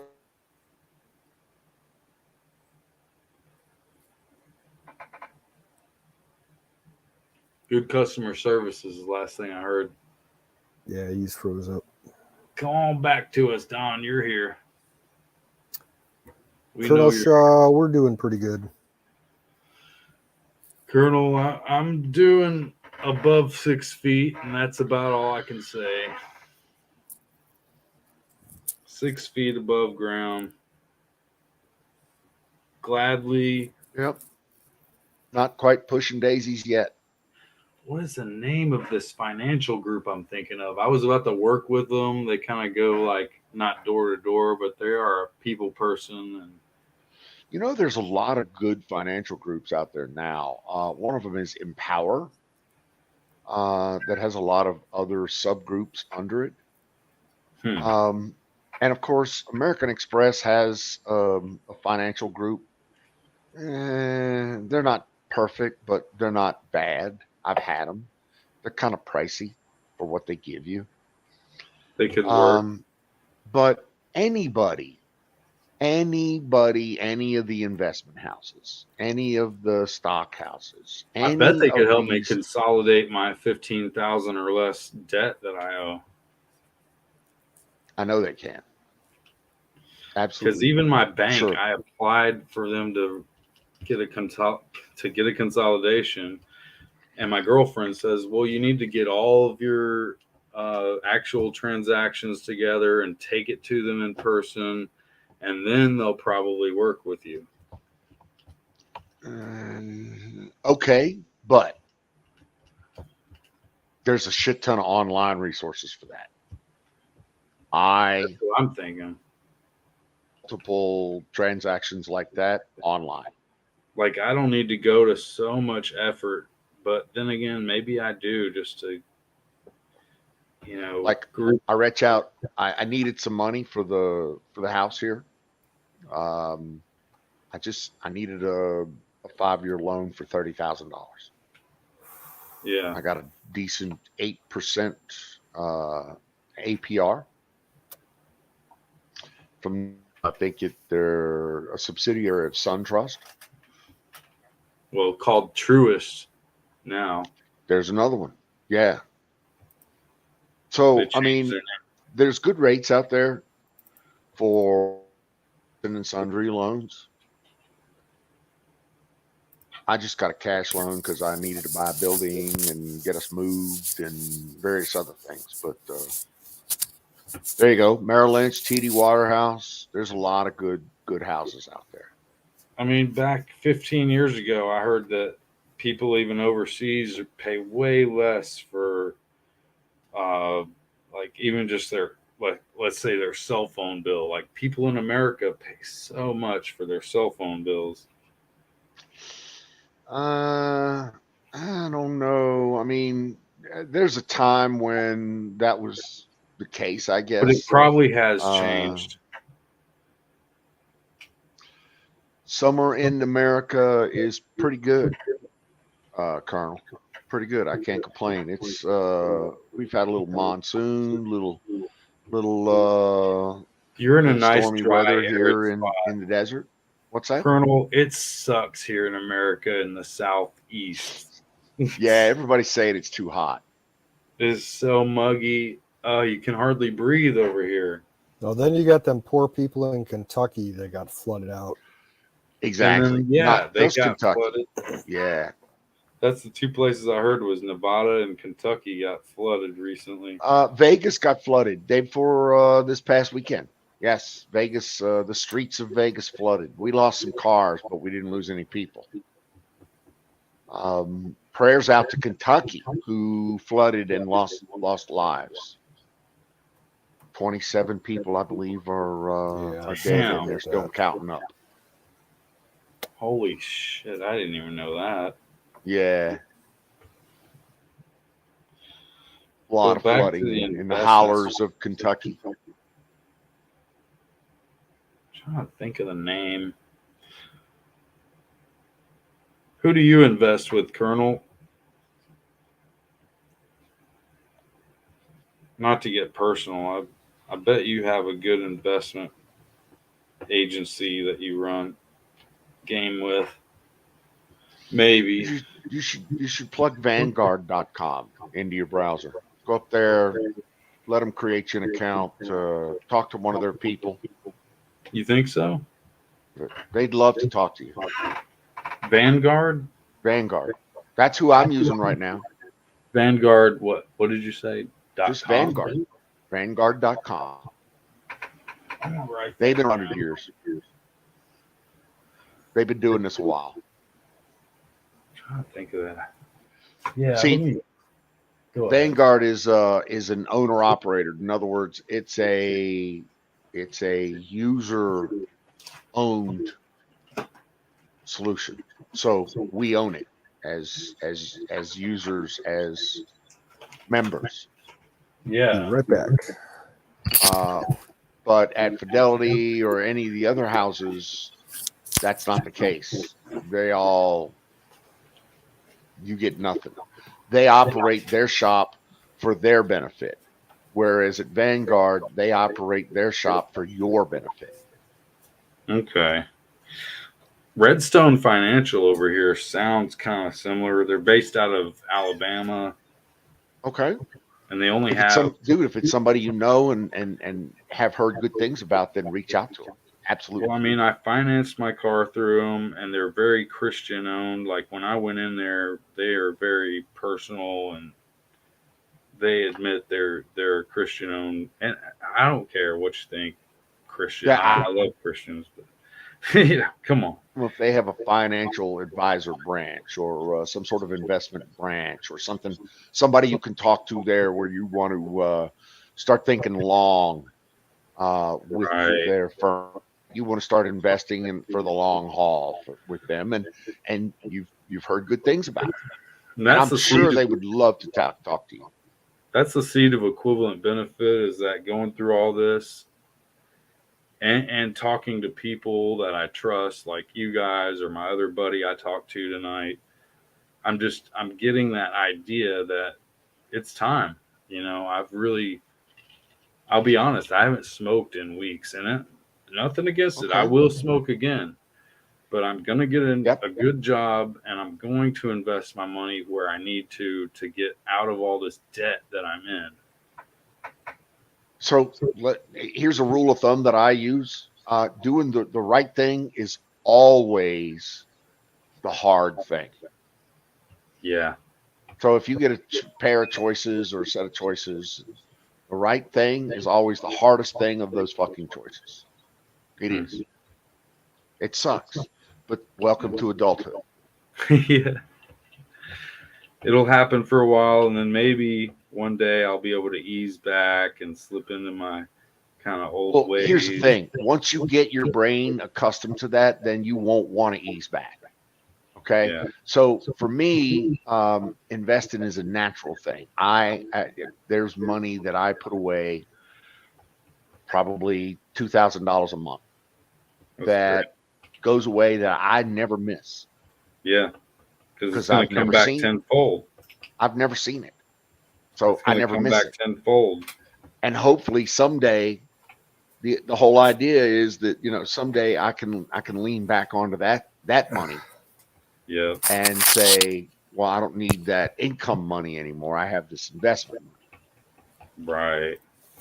And that was what I was about to get into with this one group. I forget the name right now because, but they would go around in the mall or, where I worked, and they'd come up to me, and one guy. Yeah, I probably wouldn't deal with anybody that goes around in the mall. Here's what you want to look for. That's exactly the point. In an investment group. I believe what you're saying. I didn't. And that's what you're looking for, is an investment group. Because they wanted me to work for them. They're like, get a job with us and invest with us. It was, yeah. What is it called? You guys probably would know. Doesn't sound too bad if you're getting a job. I mean, it's kind of got Ponzi scheme written on it, but maybe not. Exactly. Maybe not. There are good deals out there. But see, even there my are good dad, people out there. had an investment with them, so I know they're a big household type of name. In a way that I knew even my dad had some investment with them. But the trick is buyer beware. Right. Always buyer beware. He was like, train yourself to know what you're looking for. Now, in investment, people, if people are going to come to you and say, hey, let me invest your money, if they're worth a shit, then they're not going to charge you a lot of money to do that. If they're really good, they won't charge you any money to do that. Mm-hmm. But some of them will charge small fees. Dude, I pay fees for investment advice. I pay fees to funds. Okay. You can go up for $250 right now and start a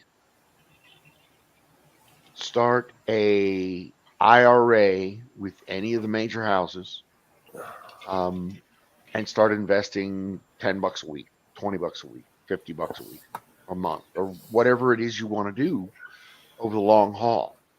And they'll let you start this for a low startup investment. They wanted like maybe $75 a month, and I would start investing and saving back money that eventually would accrue to being, 175,000, let's say, after 50 years, but maybe totally worth it if I'd have started back then. Boom, time marches on, and they're Compound legit. interest is your friend. Right. News on the farmer protest, Colonel. What's up there? Gets bigger and more violent. More violent every day, Canoes. Jeez, man. Really? Full on revolution. I love that. Dude. A little bit of revolutionary blood may flow. Well, yeah, you got to support him, Colonel. Feel free to show us how it is there in Holland, there, Colonel. I would love to see it. I don't think he's back home yet. I think he said earlier his vacation's almost over, so he's probably not back to Holland yet. Yeah. Too hot wherever he is, he says. Well, Mr. Jurassic, if you ever want to talk to anybody about this kind of shit, I'm happy to discuss it with you. But this is not financial advice, and I am not a financial advisor. YouTube makes you say that. I was actually gonna I shouted out at Wizard and he hollered at me, but I wanted to actually shout at him about having at least gotta get a way to talk to other people. If I lose track of him, I got to be able to talk to you. So even if it's not about investments, I wasn't even thinking that. I just think I really need to be able to communicate with you, or even Canoes. Like, I need Canoes knows the magic numbers and can put you in contact with all of the text and SMS numbers. I could put my number in private chat right now. I'm going to leave that to Canoes. He manages that. That's cool with me too. I would just really love to have an extra person to reach out to. I lost my father a long time ago, guys, and I need not a father. I just need a fucking friend who's got a brain, who's not fucking drinking every day like my brothers do, or this or that. I'm not the type of person to chat at you every day and be like, hey man, Dude, I'm telling you, friends with brains are hard to come by these days. It really is. It really is. And fucking someone you commodity. I swear it is. Because other people I thought that had brains clearly do not. I'm finding out only recently. So, and I've got a brain, but I hadn't used it as much as I could have in the past, and I'm ready to use it now for at least until I can. People with brains are few and far in between, honestly. Canoes, fucking Colonel. Where is he? He's still out. Where is he at? Only thing I fear. Paul Joseph Watson. People here We're are happy to support the farmers there, Colonel. Yep. We love him. He is still the president. Exactly, dude. Exactly. Absolutely. My president, anyway. I met a guy from Sweden the other day, and I asked him, have you ever heard of? He came up to me in the mall, and he's looking for a place to buy cigarettes. I said, okay, we'll go out here to the Exxon. It's right outside the mall here. I don't know where that is. So I came outside and I walked him to it. And, I'm just talking to him like, hey, you ever heard of Wim Hof? And I know you guys probably don't really know much, but he was like, yeah, yeah, yeah. And we started talking, and he's definitely awake. You know what I mean? It was like I talked about Trump with him, and these I know people who across Mr. the Hoff world, is because of you.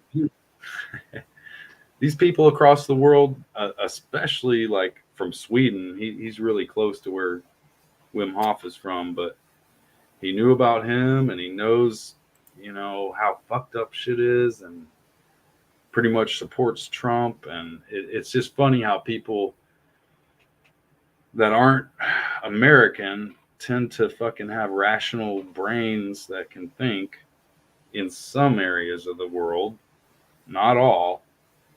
But these guys, man, it's just surprising to me that how people across the world know more than people here in America who have all the access to knowledge that they could ever need. I digress. It's obvious. Idiocracy. They've dumbed down America so that people just don't even want to look. The all the additives in the food. And I'm not perfect. Definitely not. Upside down flags everywhere, yeah.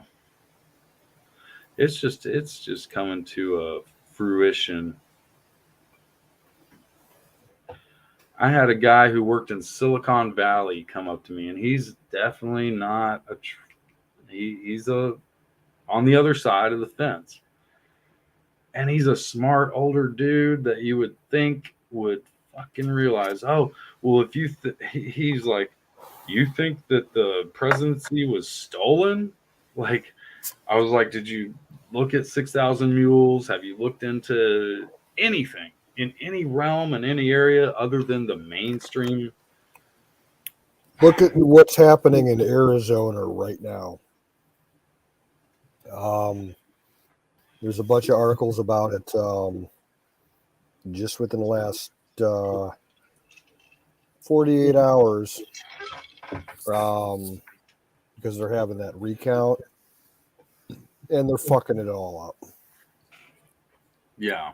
Yeah, look there's on gatewaypundit.com, thegatewaypundit.com. Right. They got a bunch of articles about it. It's highly disturbing what they're trying to get away with. I don't doubt it.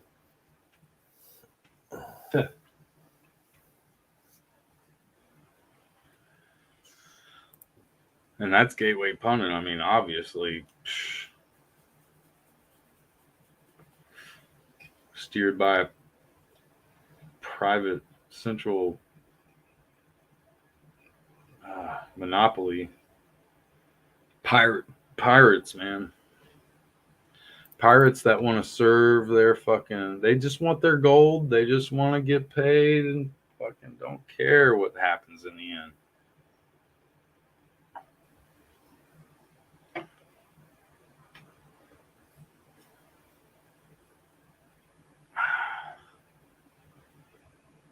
Oh, cool. Yeah, I'll get that recorded down here. I'm trying to figure out how to Canoes. I'm trying to figure out how to add him to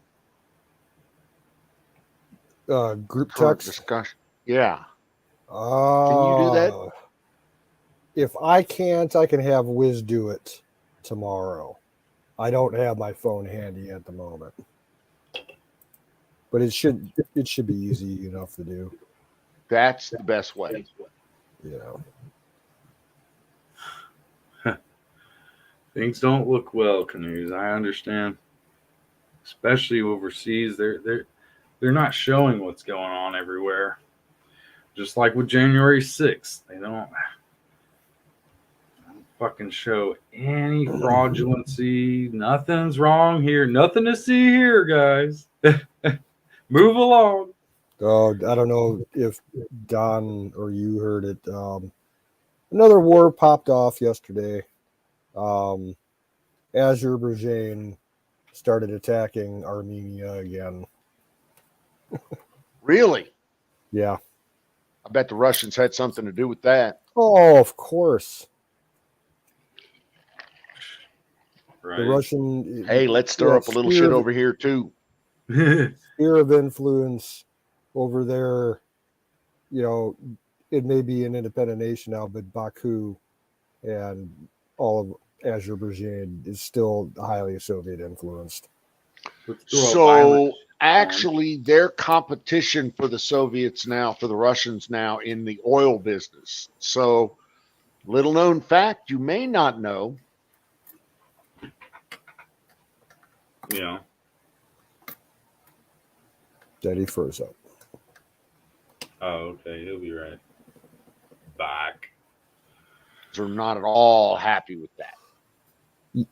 Repeat like the last 10 seconds of what you said. We did not hear it. The UK and the EU just signed a big gas contract with Azerbaijan, and the Russians are not at all happy with it. Ah, okay. I mean, just 2 weeks ago.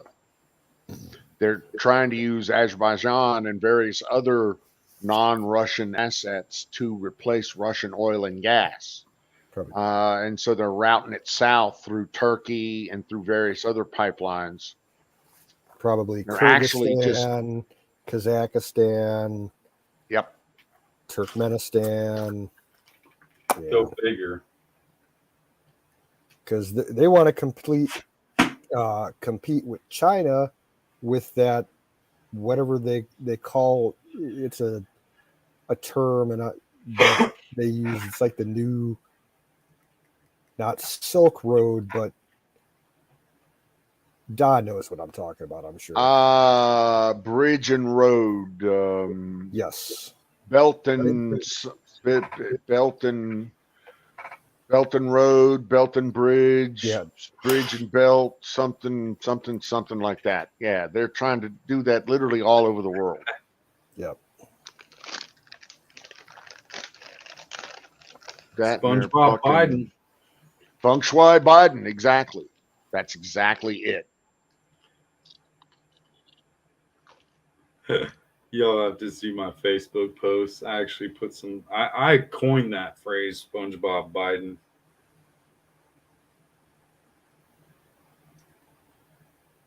Now, I've had people react to what I've said and sharing links and this and that. And I found a dude on Facebook that is totally, come and take it.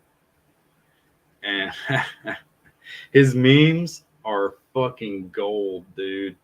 Golden.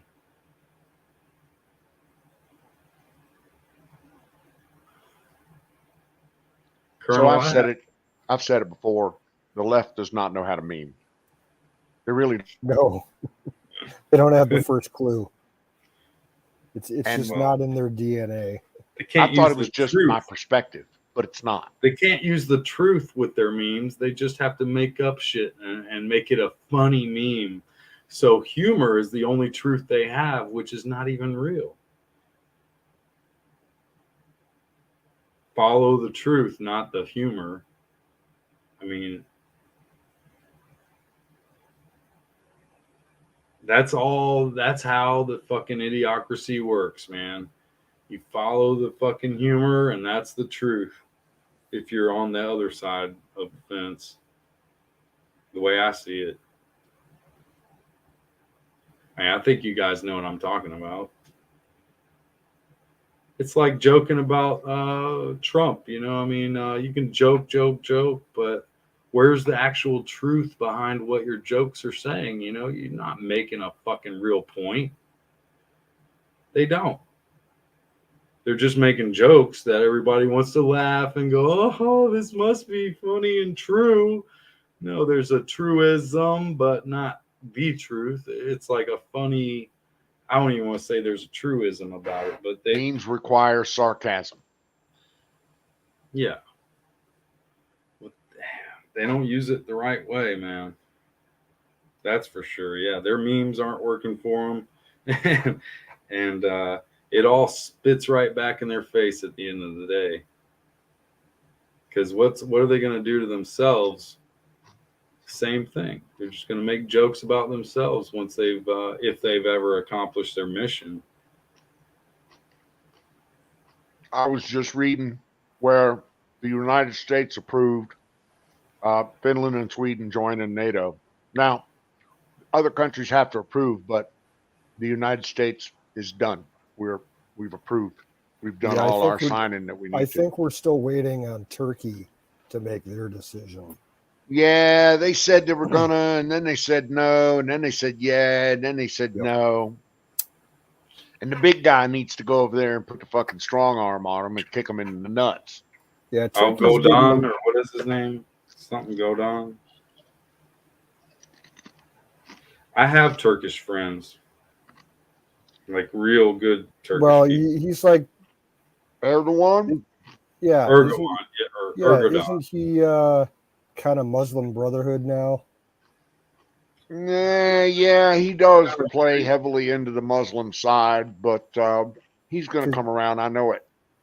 Yeah. Turkey used to be great back when they were a secular country. Oh yeah, man. Turkey fucking they'll throw their babies at you, man. They do not give a fuck. They will fight tooth and nail. And that's what they've done in the past.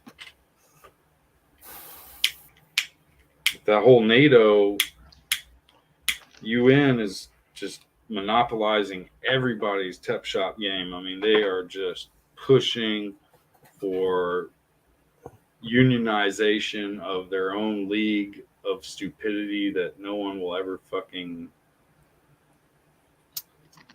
Yeah, I think I read recently that we're not storing any nukes in Turkey anymore. We moved them all out of Incirlik, and we put some of them in Italy and the rest in Belgium. Yeah. Well, after that last little bout where some of his generals showed up at a fucking Incirlik air base demanding to take possession of all the nukes. Yep. And that wasn't, what, a year ago?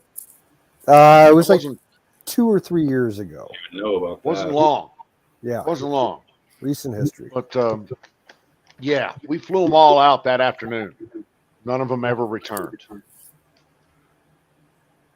Well, I mean, looking at it like from a wargaming perspective, like let's say that coup actually worked, and the generals got into Incirlik. The way those things were stored, there's no way they could have gotten them out.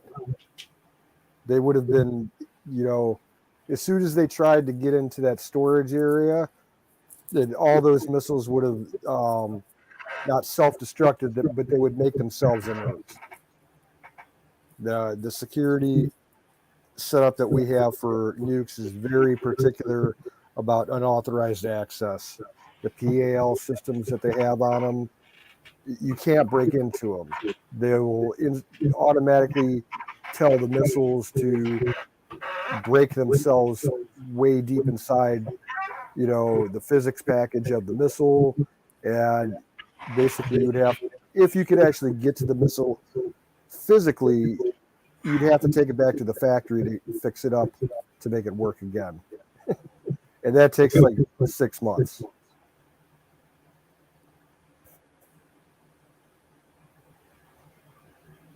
I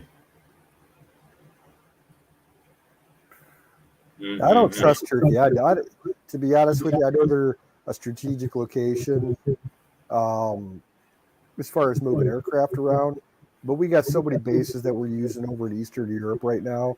We really don't need them anymore. Like I say, I think they're sold out completely to NATO, but Ergodon, I don't know. At the end of the day, what his chess move is, but well, he controls the Bosphorus. Relevance is exactly what his chess move is. He's trying to gain as much relevance as possible, and basically that means that more situations he inserts himself in, the more relevant he is. And Like a that's what we want. popularity contest. Yeah. Yeah, pretty much. So And they have some you know, damn good food, by the way. oh, dude, I've been to Istanbul. I love Turkish food. I'm a fan. Love it. I'm a Gosh, fan. bless. Some of the sweetest people I've ever met are Turkish. I mean, I've got two really good friends from there that just they're American. They're Americanized. Also, and, some of the meanest people you'll ever meet are Turkish. well, yeah. And you don't ever want to get end up in a Turkish prison. Well, you don't want to be on the wrong side of the Turks. Just don't be on the wrong side of the Turks. Okay. But heaven I mean, help you if you can be on the have wrong to side go of the to Germans. You could be on the wrong side of the Turkish French. prison. You can be on the wrong side of the Norwegians. Okay, and not really suffer any general physical malaise. On the other hand, if you're on the wrong side of the Turks, you're generally gonna feel it. Yeah. You don't want to Just be on the mind- wrong side of America because they'll fucking You're teabag right. your ass with bullshit. We are Like not to be January taken 6th. exactly. You do not want to take us lightly. I mean, We are not to be they're underestimated. evil among their own people. We will do things to you and your family that you probably don't want to talk about. Yeah. Kebabs, baby. I'm telling you. All manner of kebabs. Turkish coffee. Man. Okay. I You love really turkey. have to. That's an acquired taste. You got to be, yeah. You have to be me. Compared to the U.S., like I think Turkish Turkey is a coffee. very domesticated place. As long as you're in the fucking on the right side of them, you know what I mean? Like, Yeah. I mean, again, the politics there are I mean, you remember when there was a coup d'état there? yeah. There was. I mean, there's real people trying to fight a real fight. I like Turkey. I like Turkey because it's so old. Yeah. Just There's so something historic about Turkey old. that I love. That Not who they are now, but what they, like you said. Well, it's a transcontinental it is. It is melting point. geolocated. Geolocation is awesome for Turkey. I mean, it sits between Asia and Europe. That's why the Eastern Roman Empire, thrived. That's where it was based. Constantinople. See, and all of that history around Constantinople and around the new capital of the Roman Empire and how it built the Bible and how it has shaped the Christian, not just the Muslim, but the Christian religion for the last 5,000, not 1,000 years, 1,000 years easily. I mean, we barely got 200 years, right? You know, the Canadians got 100 years. Old peoples. You know, I'm reading where now it was the Vikings that turns out it was the Vikings that actually created or discovered and created and populated Europe. Extremely cool. Yeah. And how I guess I'm learning more about the Russian history and how it is actually Kiev was the first Russian history. Yep. Council of Nicosia, exactly. So I have a really good friend from Kiev. I think all those things are fascinating, absolutely fascinating, and how it's shaped what we think, how we pray, how we fight, how we buy our groceries. I mean, it shaped everything that we do. It's anyway. I mean, I don't want to branch further into all that, but even Palestine, the history on them, I mean, they are at some realm. There's a brotherhood there that is not just Muslim Brotherhood. It's actually I know that they're at odds with Israel. The land, land issue. They've had so many churches that were there before Israel, and I'm not batting down Israel at all. I'm just saying that. I mean, there's good people. Palestinians. I don't really know a lot about the history of Palestine or the It's Palestinian interesting. I people. worked in a pizza place with guys from Palestine, and Yeah, and the churches and the just the peace and love that they kept. If you're not on that side, it's Sunni and Shiite. it is. It is. Uh, Let's see which one of the Palestinians. One of them's the Iranians. The other is the Saudis. I The think the Saudis are the Shiites, Sunnis, and the Iranians are the Shiites. right? Palestinians are Shiites. Man, I get it confused every time because it's just Sunni. That I don't know. I do know the separation of the Muslim faiths or subsects. There's guys here that Although will, you know, I s- they'll proclaim, maybe some stuff about Allah, but they have the deepest respect for Jesus compared to a lot of Christians here that diss on well, see, Christ all day. most people don't care how other people raise their or pray. You know what? If Palestinians want to be Sunni or Shia, I'm good with that. You pray however you want. I'm Well, okay the with that. difference, But is but what you need to do is leave the politics out of it. Okay. I want to if you want to engage me or talk to me about Palestine, I want to know about the history of it. I don't exactly. politics. I don't get into the politics of it. I would talk about the religion of it, and I would talk about There you also. go. I'll talk about the religion of it, but I'm still 100% pro-Israel. I am. How They they should. Sure, me But too. they want to practice the exact same thing. They want to practice their religion the way they want to do it, and they want to do business with their neighbors, and They they don't want want their the war. land that they've had before Israel came over them. Exactly. And I respect that to a big level, because I mean, Well, the chances are that's not going to happen, yeah, no, you're and that's right. the sad part. You're So right. I really wish the Palestinians would begin negotiating to do something instead of just crying about the same thing for 50 years But that's the or difference, is that 75 they've years. split because they took certain parts of the Quran and they made to where Christians are bad and this and that, and that's where there's a difference. I Yeah, forget that's the which side is politic around it.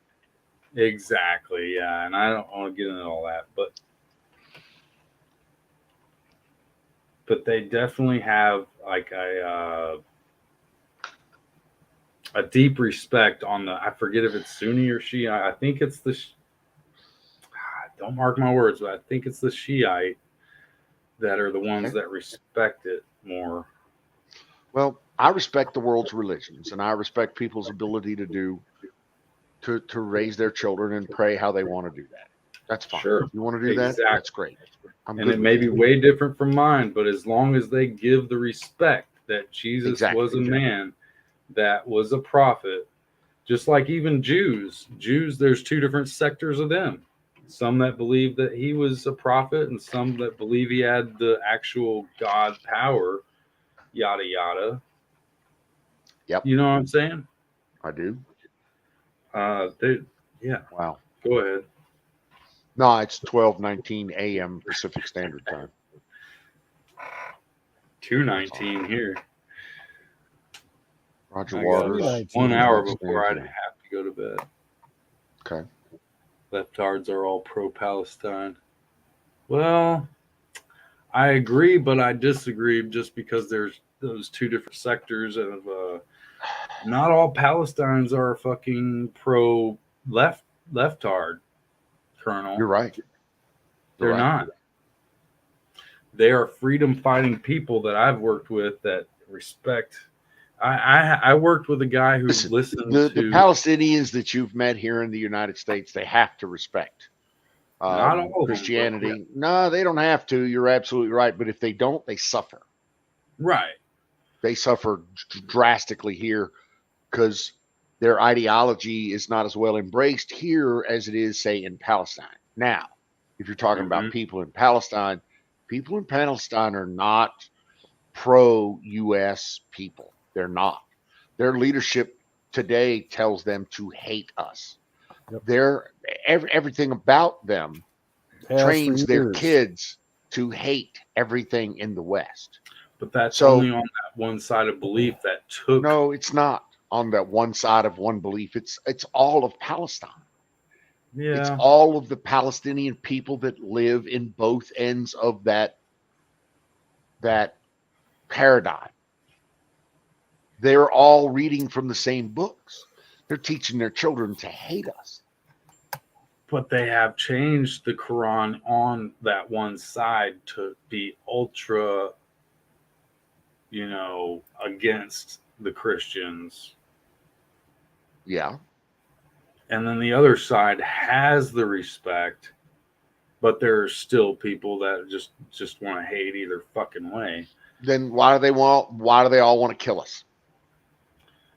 All is a big word. You're right. All. Show me that all of them don't want to kill us. How about that? Okay. And like I say, they might be very domesticated ones that are here. And so you're right. Maybe the ones back home are just going to just follow the mainstream, They want to kill us. Because who runs their shit? Probably the ones that rewrote their fucking Quran. Just listen to their leadership. Their leadership tells them to hate Americans. You're absolutely right. Look at the textbooks that they utilize to teach their children. It's sad. The textbooks tell them to hate Christians, hate Americans. They're teaching them at any age, 6 years old, how to slit their throats and yada yada. I agree. I get it. Okay, so tell me again why I'm supposed to be nice and all cuddly and warm and friendly to these fucktards. Well, it's the whole grouping aspect of things. Every single one that is a Muslim. You probably worked for a Palestinian family that was really nice people, or worked with. I mean, they listened to like Rush Limbaugh. They listened to people. I even was talking about Alex Jones with one of the Hantulis. Do you have any idea let's see, what's the word that I am looking for? The uniqueness of your situation and those people. Well, in other words, Brotherhood is what runs it all. And so it's a paid and played, just like the democracy here. You could almost say that every fucking American is a terrorist if you're from there, because their country is run by the Democrats. Need I say more? I mean, who's to blame them when you've got fucking Biden in office? I mean, I don't know what to say to make it more clear that it's a holy war. When you say holy, you can put a WH on the front of it and say the whole fucking country is like that. Therefore, it is a holy war, because at the end of the day, humans are group, sector, family oriented. They see only what is given to them through this mainstream media. And the same goes for them. Their Muslim Brotherhood is not who all Muslims are.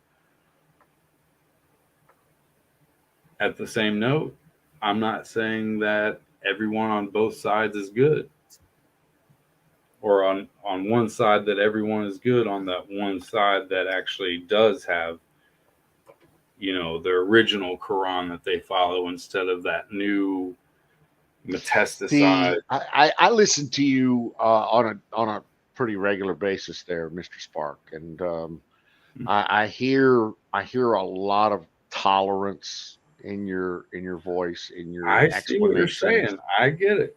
You are Trust me, I'm the one who extremely wants to go to war with everyone. Trust me, I'm the one who's like, no, fuck them all. no, you're not. You don't No, know me. You don't know no. me good. Well, I only know you from what you tell me. I that's all I know. All I know is what you tell me. All I assume is what you say. That's all. That's all I got. Do we want to blow up all the Ferengi because all the Ferengi are bad? I like the Ferengi. I'm a businessman. I agree with the rules of business. I do. But do you at least feel me that I am not that giving in to just saying, oh, the sickness of these people is fine? No, there's a greater agenda that they are all playing into through a corrupt government that runs them. But it doesn't mean, when I said one time, I said, love your enemy. No, I should have said pray for your enemy. And I fucked it all up one night. I was like, love your enemy more than like in the Bible, it says, love thy enemy. No, I think it translates to pray for your enemy. Don't love them, fuck them, but pray for them. And that's where I've changed from trying to let you guys know who I am, because do you see what I'm saying? I do word things wrong.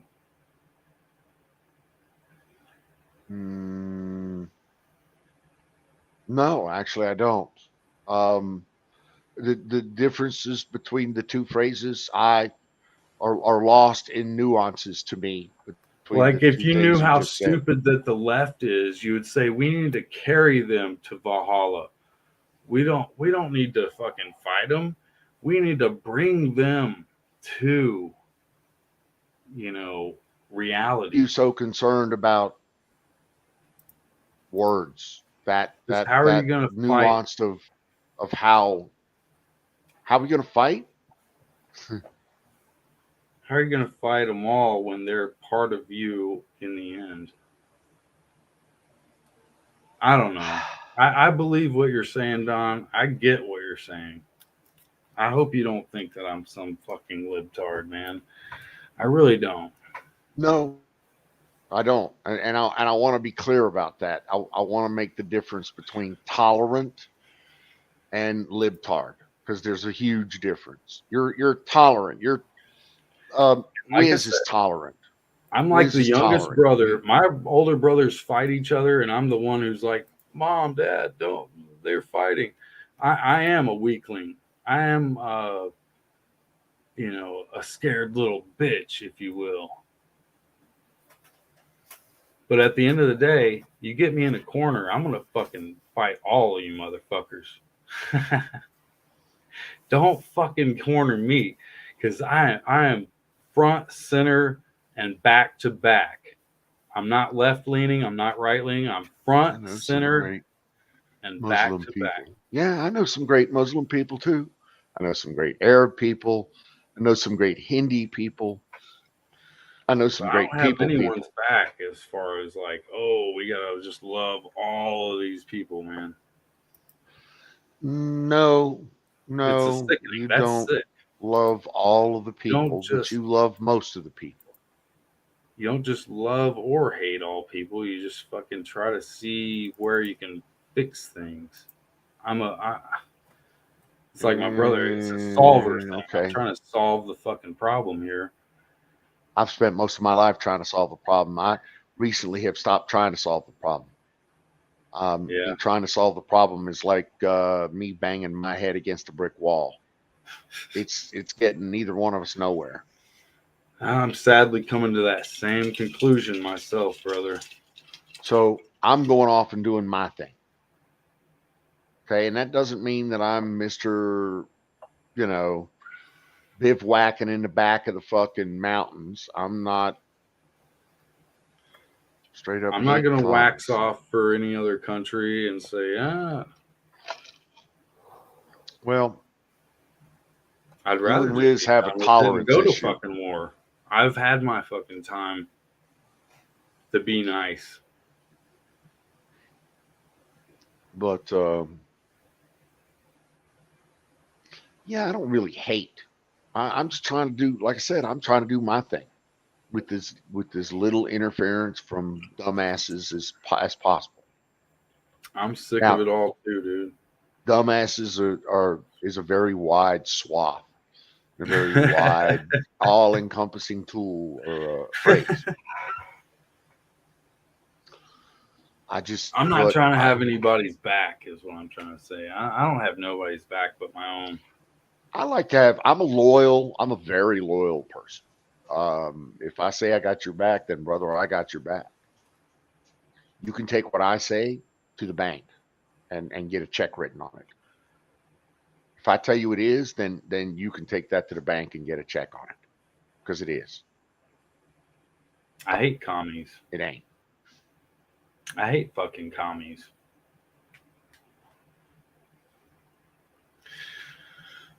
Fucked up power. All right, yeah. I don't got any hate. I got no hate. I got no regret on your either. side, dude. I'm not trying to fucking bend over for nobody, dude. I will not sit here and watch.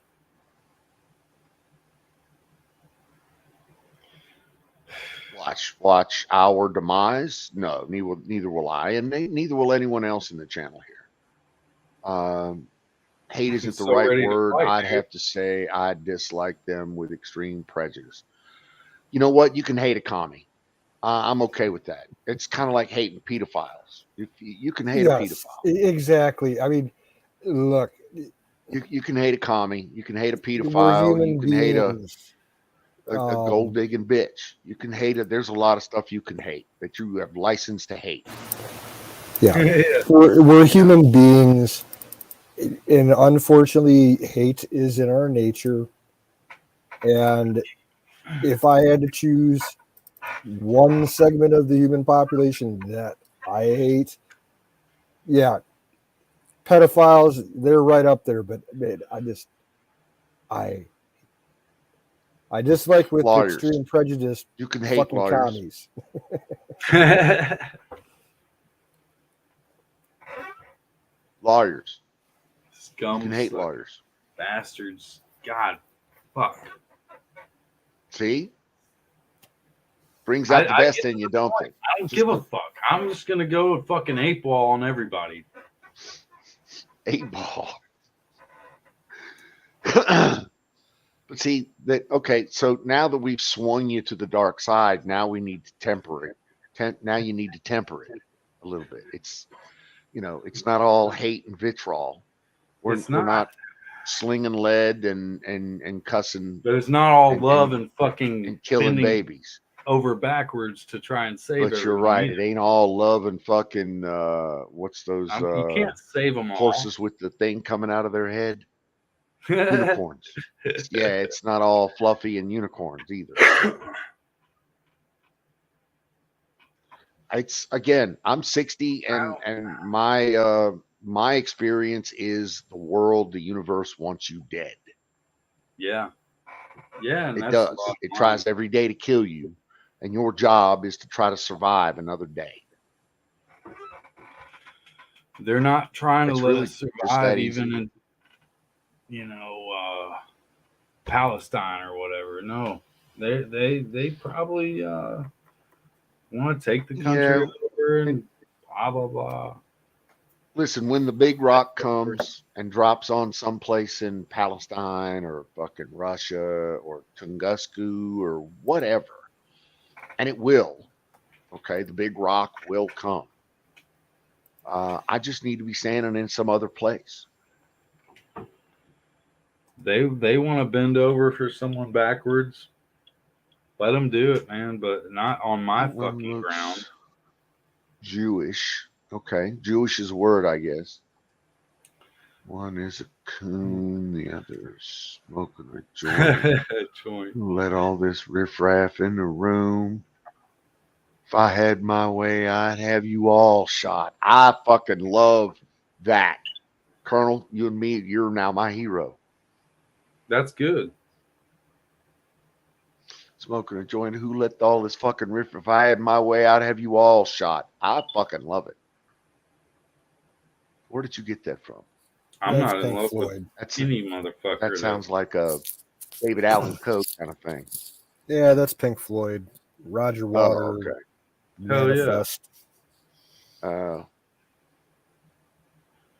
Yeah, I'm a huge Pink Floyd fan, but I've never liked that album just because it's all Roger Waters' socialist agenda. With the oh, music.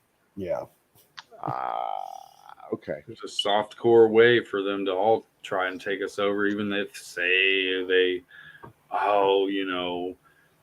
they're not all against Jesus, but in the end, they really are. You know what I'm saying? Like, oh, they'll say they're not, but what the fuck are they really doing? Preaching hate.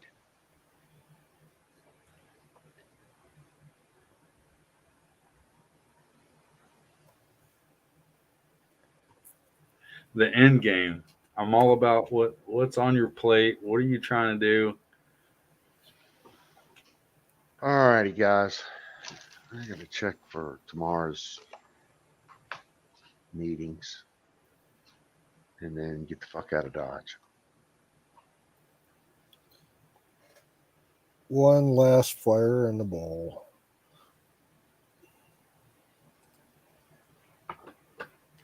I just don't want y'all to think that I'm that fucking guy, man, because trust me, I'm probably way more fucking full of Why hate is it than you important? guys ever will be, man. I'll eat your fucking neighbors, all of your fucking neighbors, dude. Fuck them.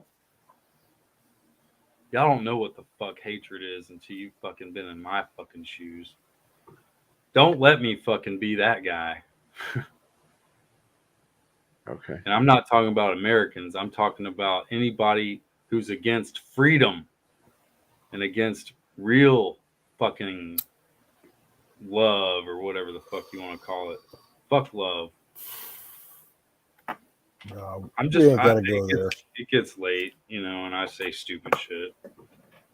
Dude, you're good. You're good. You shouldn't worry. This is free range discussion is what this is. All right.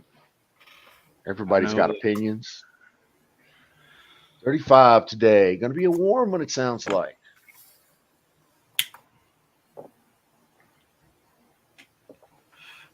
Still coffee time over in Colonel's area. Let me hit this thing one last time before I have to go to bed. Yeah. What do I got in the morning? Oh, I got a 9 o'clock all hands. Okay.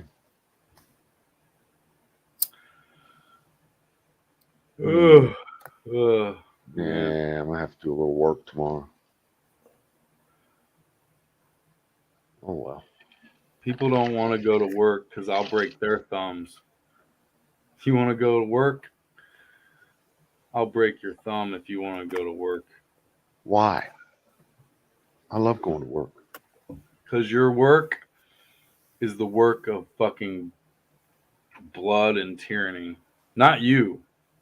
Oh. The generalized people of this world just want to follow some fucking mink wearing coat fucking chauvinist pigs, no matter what color of skin they are. They're afraid to fight. Well, I mean, if you're not going to work, then what are you going to do? Not work? Lounge around all day? Who goes to McDonald's and goes to work? Do they really eat the food at McDonald's? I almost had a fucking heart attack. Not heart attack, but my heart was beating. Hands Jason a Snickers bar. There you go. That's the best. That's what. Yep. Yeah, hands. Very Jason apropos. Thank you. Hands Jason a Snickers. Dude, you're not yourself. This is not an intervention, but here, have a Snickers bar. Yeah, Jason needs to get some sleep so he can get up early and start taking care of that bank and shit. Yep. I've got a new employee I've got to train tomorrow. New employee, exactly. Got to do the banking and investment thing tomorrow. Call the man about a horse. Say, yeah, dude, today's the 4th, actually. So I'll get my corporate Amex card today. I just saw an email that says the boss says that I don't have to pre-make a trip request in Concur. I just need to expense it when I get back, which is fine. That's great. Tomorrow or today on the 4th, I'll get the Amex card. Then I'll call Black Hat Take off. and I'll Be well. upgrade my ticket. So, Yeah. all righty, guys. Hey, I'm good gonna night, everyone. I love you all. slip right on off of here again. Cole. Y'all be cool, be safe, be tolerant of people with different opinions. Right. Because I won't be. Thanks for dropping by, Colonel. Love seeing you, brother. Y'all take All right, care, guys. and we'll catch you on the flip side. You're all Toodly good toodles. people. You guys are the best, honestly. You're all